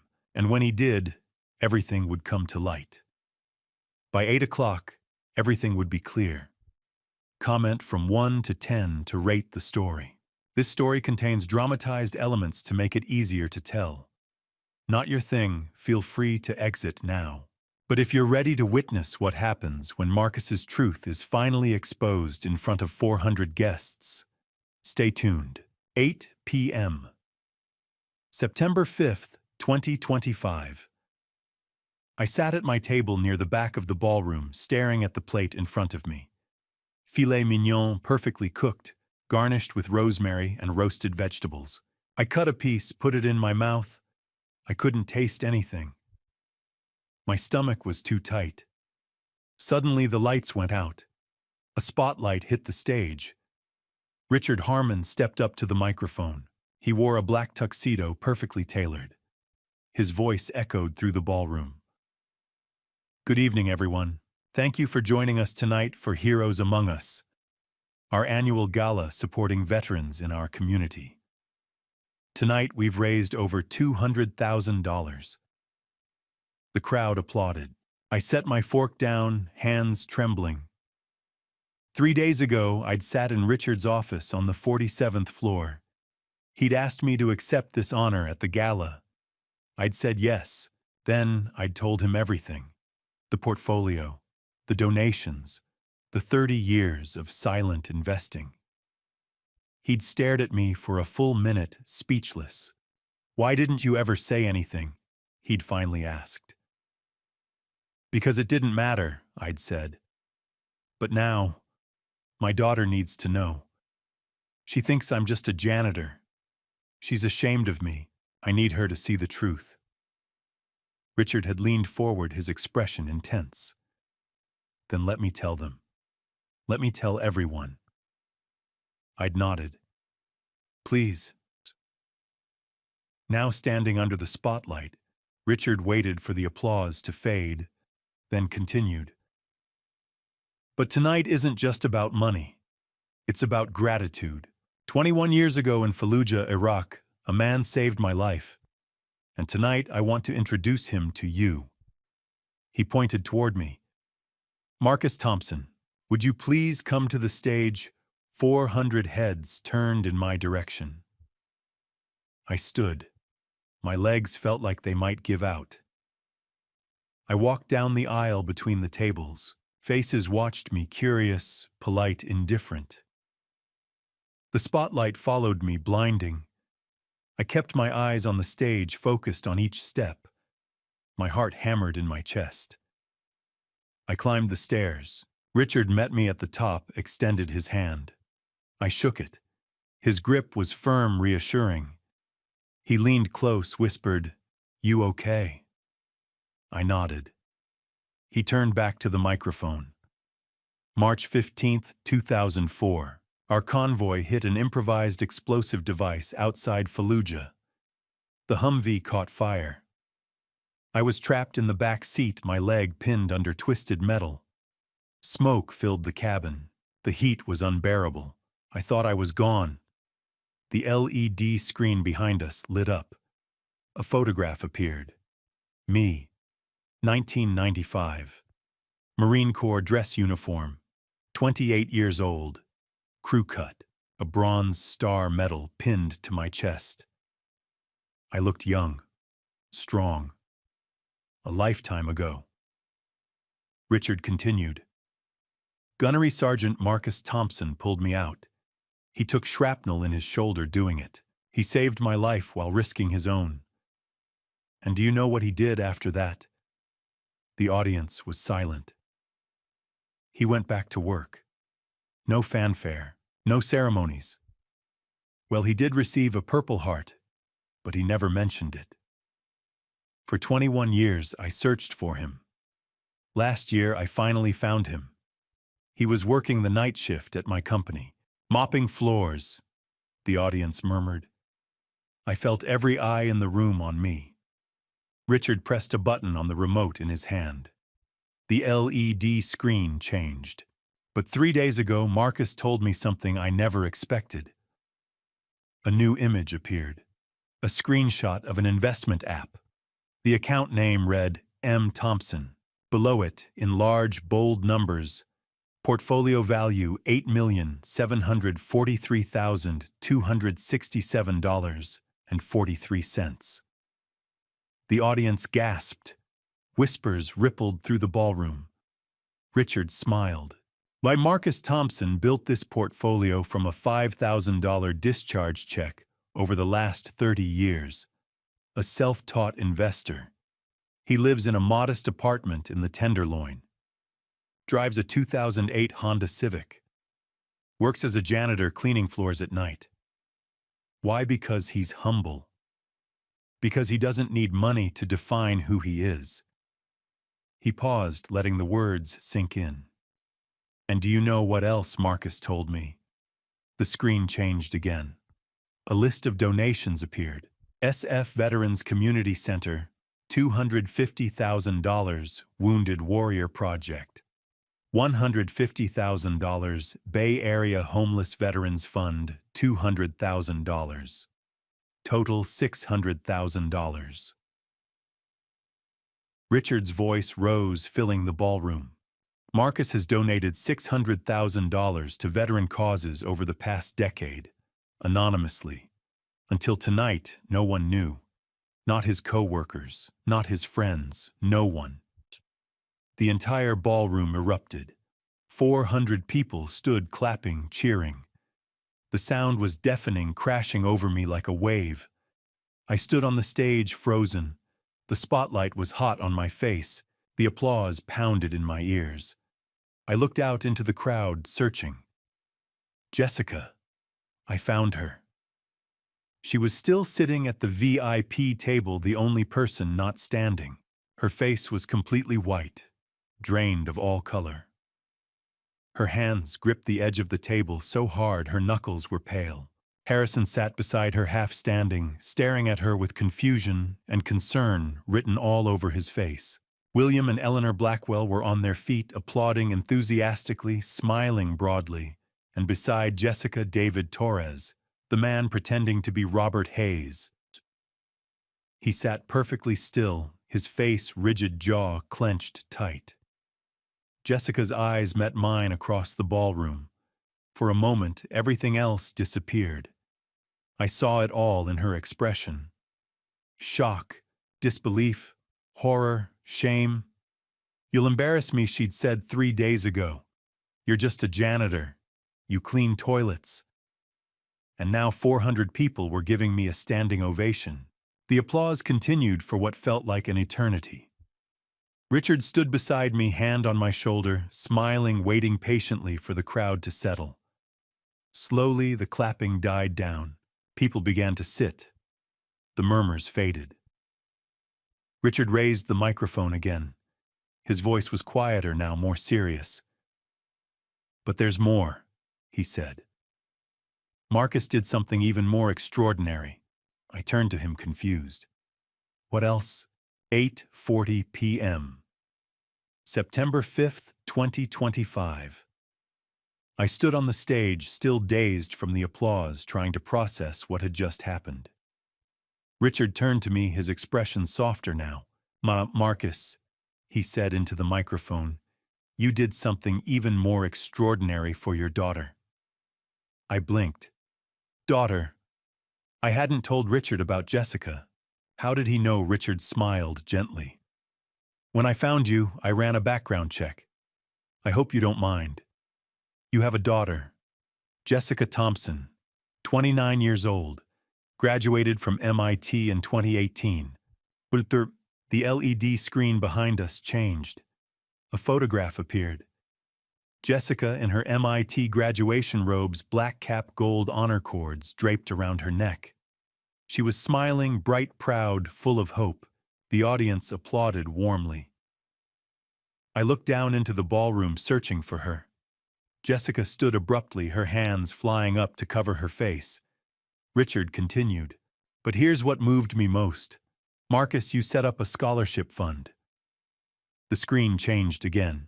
Anonymous MIT Scholarship Fund for low-income students. Total contributions, $280,000 over 10 years, 2015 to 2024. Richard's voice filled the ballroom. This fund has helped 12 students attend MIT. Students who couldn't afford the $60,000 annual tuition. Students like... He paused. Jessica Thompson. The audience erupted in applause, louder this time, sustained and heartfelt. I looked down at Jessica. She collapsed back into her chair, her face buried in her hands. Harrison leaned toward her, saying something I couldn't hear. She shook her head violently. Richard smiled at me, then turned back to the crowd. Marcus funded his own daughter's education anonymously, so she would never feel indebted to him. That, ladies and gentlemen, is love. More applause. I stood frozen, my throat tight. I hadn't wanted anyone to know about the fund.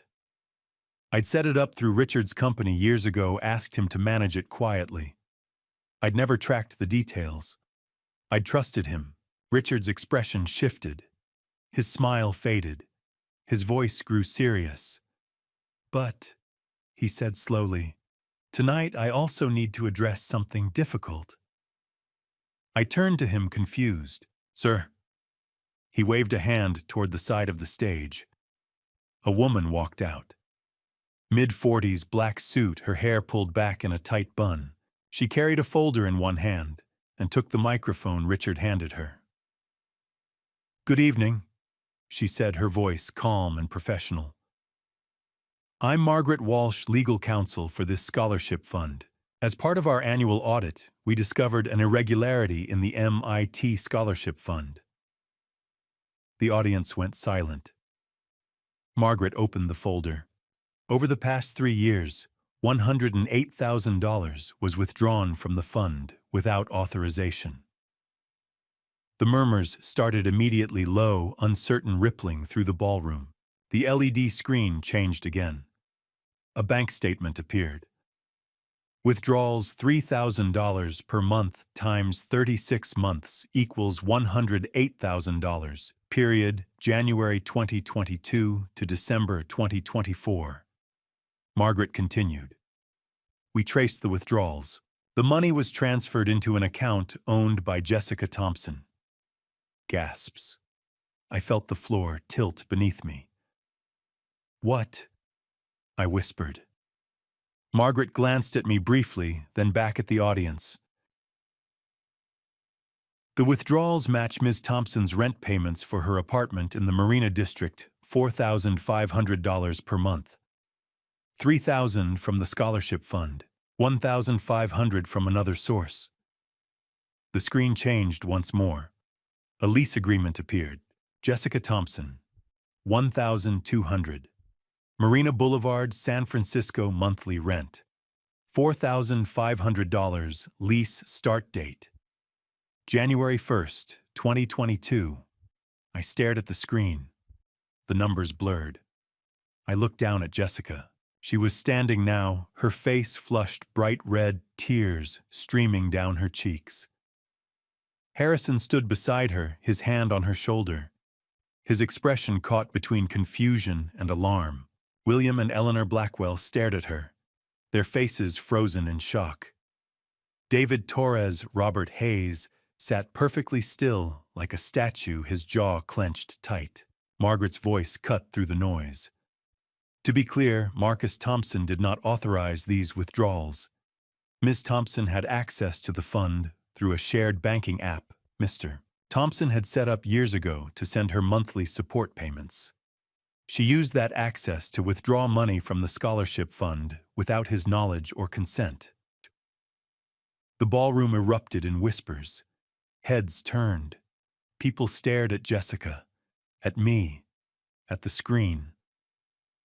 I grabbed the microphone from Margaret, my hand shaking. My voice cracked. I didn't know about this. The words sounded hollow, weak. Richard placed a hand on my shoulder, his grip firm. "Marcus, I'm sorry, but this fund requires transparency. We had a legal obligation to disclose this." I nodded numbly. My chest felt like it was caving in.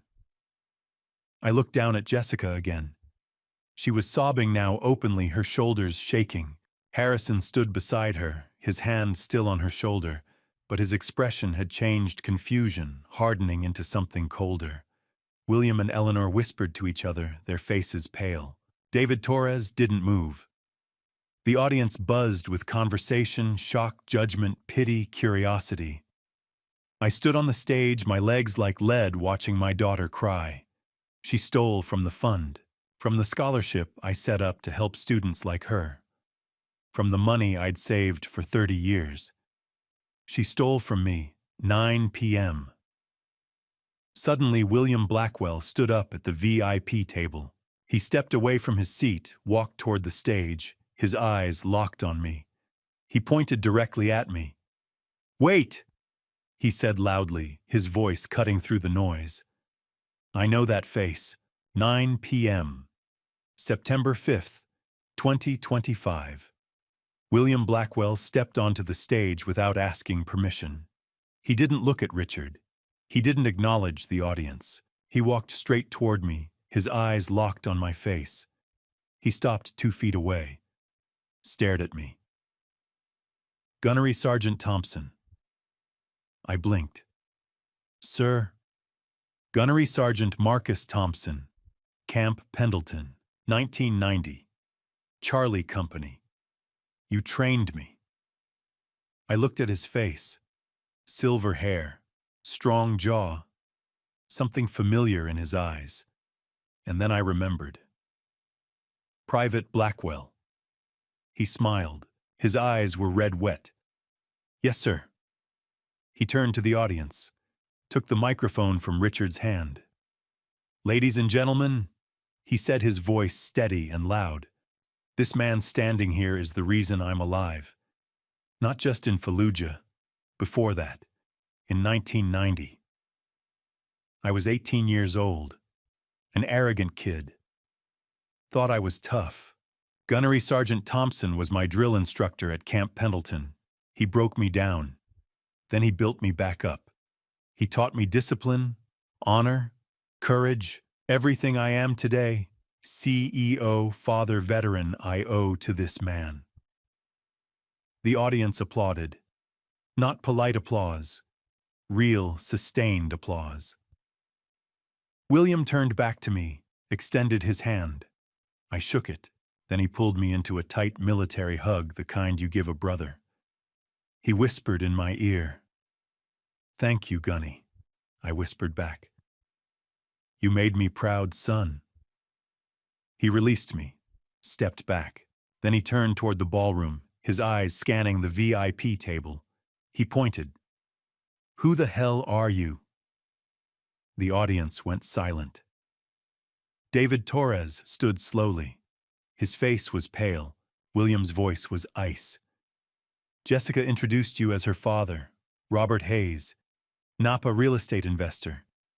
But Marcus Thompson is standing right here. So who are you? David said nothing. 5 seconds passed. Then quietly, I'm an actor. Gasps rippled through the ballroom. William walked off the stage, down the stairs, straight to the VIP table. Say that again. David's voice shook. My name is David Torres. I'm an actor. Jessica hired me. William turned to Jessica.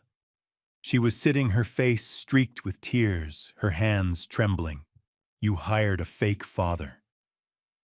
Jessica opened her mouth. No words came out. Harrison stood beside her. His face was a mask of shock and disbelief. Jessica, he said slowly. What is this? Jessica looked up at him, her voice breaking. Harrison, I can explain. You hired an actor to pretend to be your dad. His voice rose. While your real father is a hero, a millionaire, and you... He stopped, his face twisting. You stole from him. I didn't steal. You took $108,000 from a scholarship fund, your father's fund, to pay for an apartment you couldn't afford. And you lied to me. You lied to my family. For months. Jessica's face crumpled. She covered her mouth with her hands, sobbing. William's voice cut through the noise, cold and sharp. Jessica, my father was a Marine. I'm a Marine. Marcus Thompson is a hero who trained me, who saved Richard, who donated $600,000 to veterans, who funded 12 kids through MIT. And you replaced him with a $10,000 actor because you were ashamed he's a janitor. Jessica sat down hard, her face buried in her hands. Her shoulders shook. Eleanor Blackwell stood, Harrison's mother, 51 years old.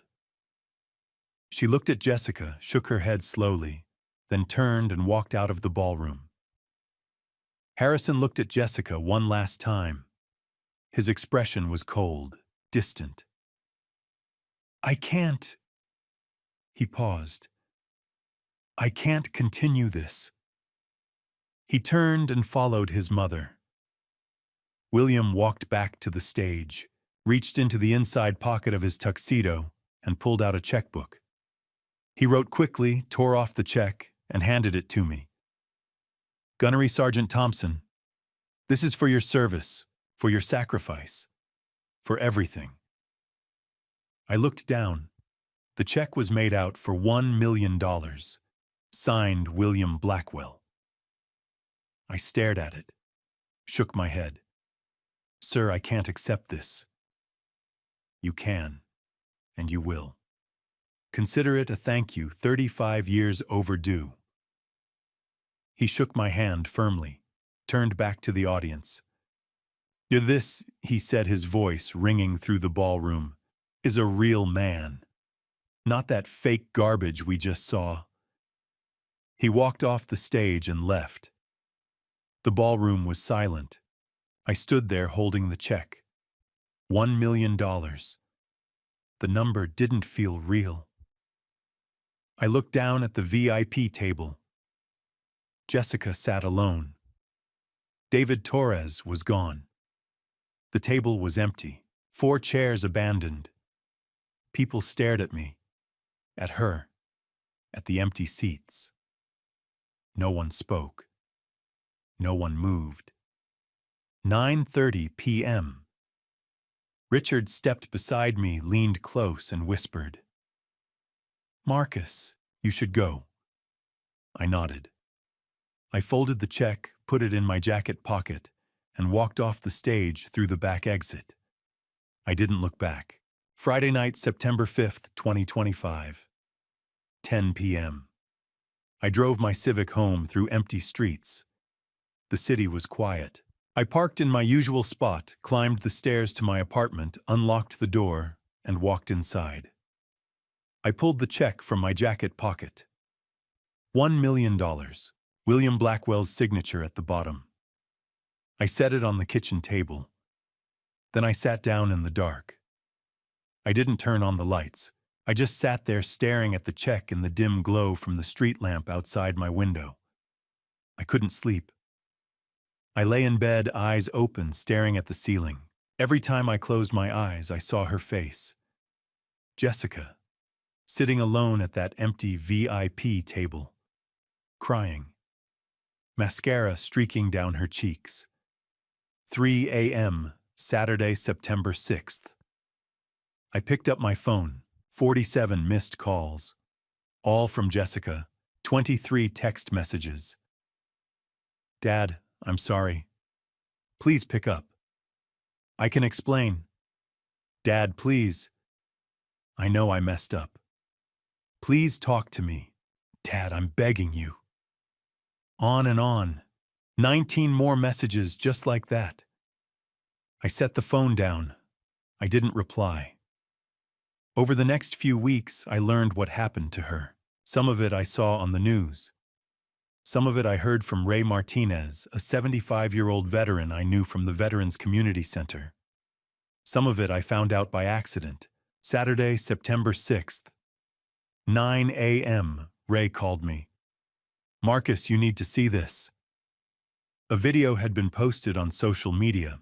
Someone at the gala had recorded the whole thing secretly from the back of the ballroom. The title read, "Daughter hires fake father, steals $108,000 from real hero dad." It had already gone viral. Sunday, September 7th, 11 a.m. I was sitting in my apartment when I saw it on the local news, KRON4. A reporter stood outside Jessica's office building. San Francisco marketing director Jessica Thompson is at the center of a charity gala scandal, the reporter said.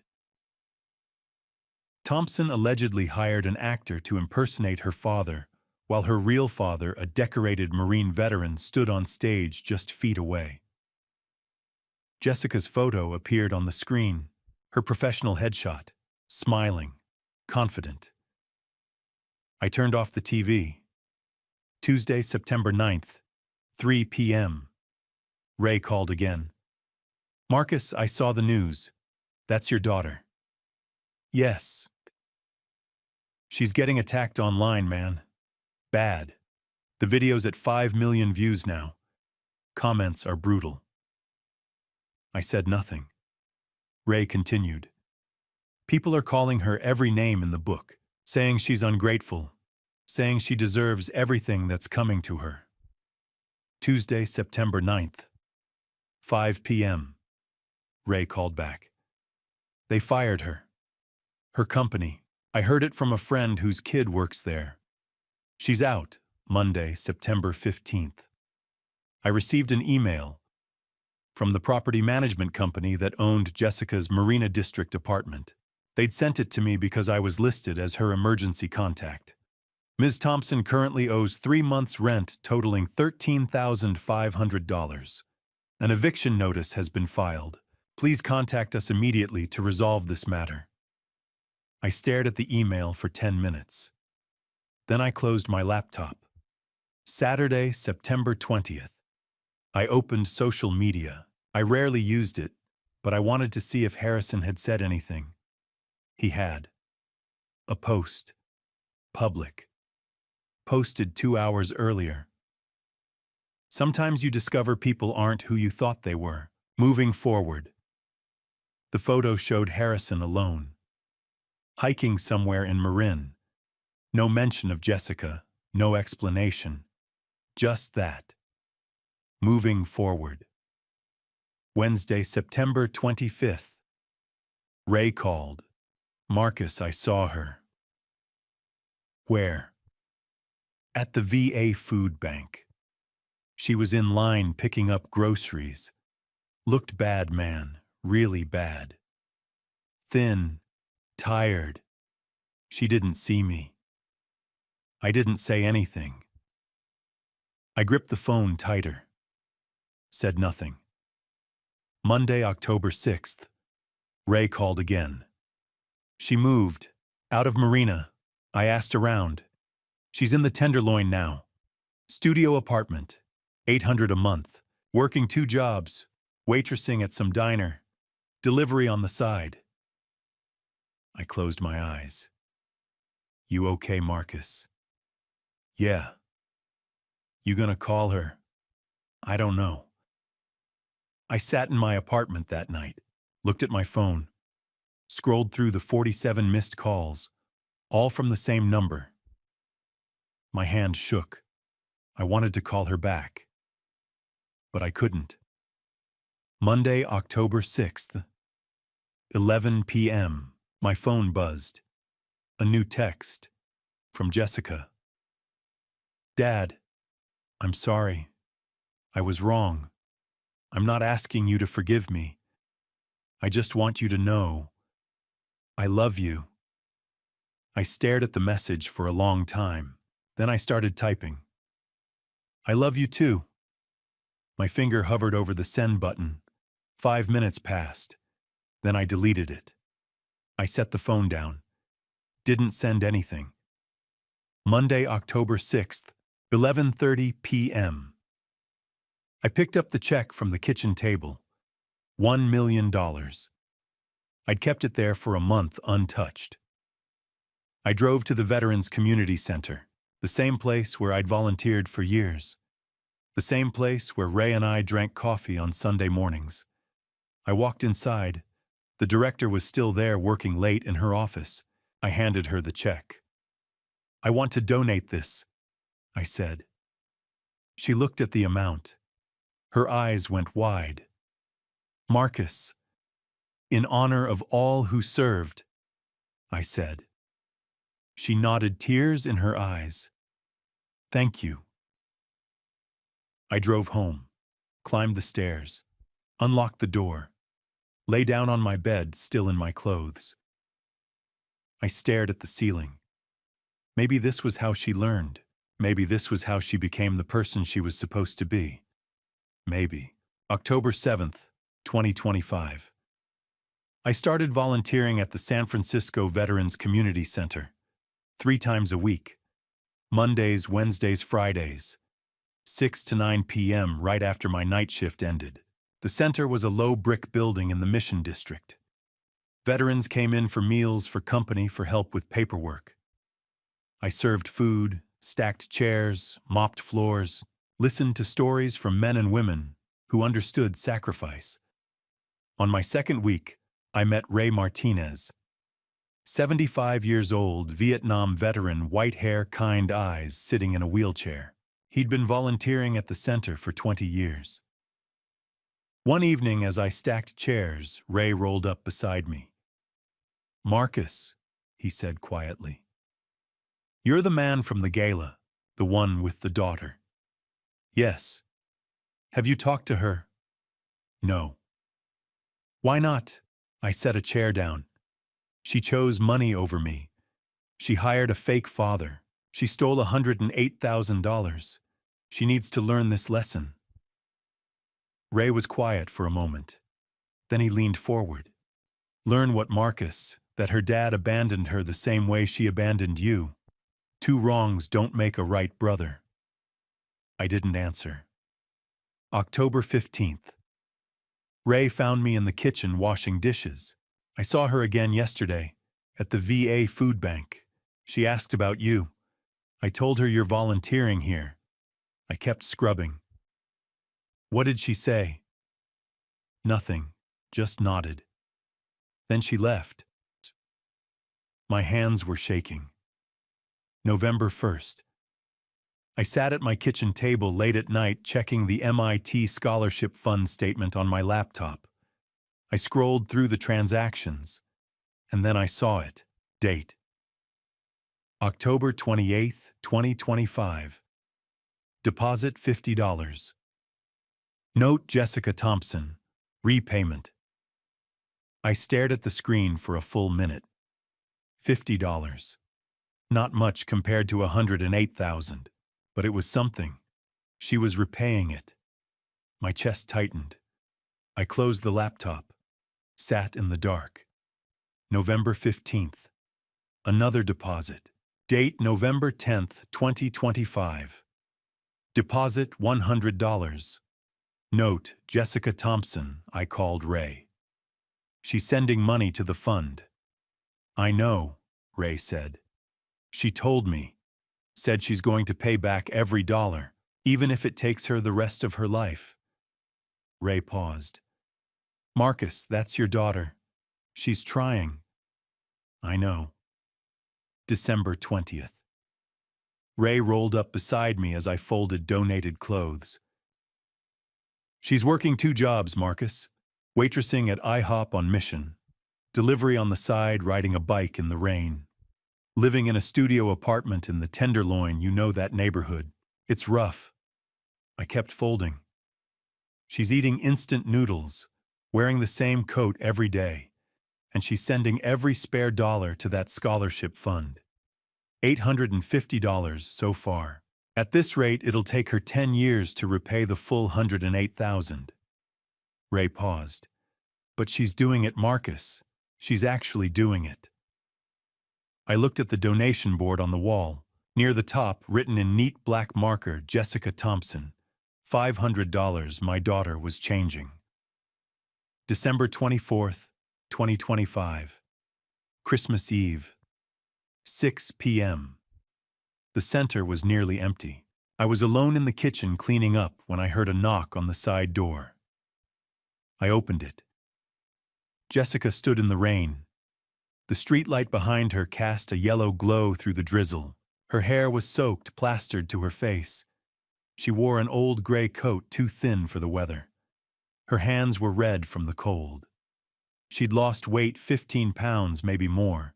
Her eyes were red and swollen. "Jessica." She looked up at me. "Dad, I don't know where else to go." I stood there, one hand on the doorframe. She took a shaky breath. Tears streamed down her face, mixing with the rain. "I'm not asking you to forgive me. I know I was wrong. I was ashamed of you. I hired a stranger to pretend to be my father. I took your money you saved for students who needed it. I lied to everyone. I'm the worst person in the world." Her voice cracked. She was trembling, and then she dropped to her knees, right there on the wet pavement. Her knees hit the concrete. The rain soaked through her jeans. "But I want you to know." She could barely get the words out. "I love you. Even if you never forgive me, I still love you. I always have." I looked down at her. My daughter. The little girl I'd raised since she was 3 years old. The photo I'd carried in my wallet for 26 years. Now kneeling at my feet in the rain. I stepped outside. The cold rain soaked through my shirt. I bent down, took her trembling hands in mine, and pulled her to her feet.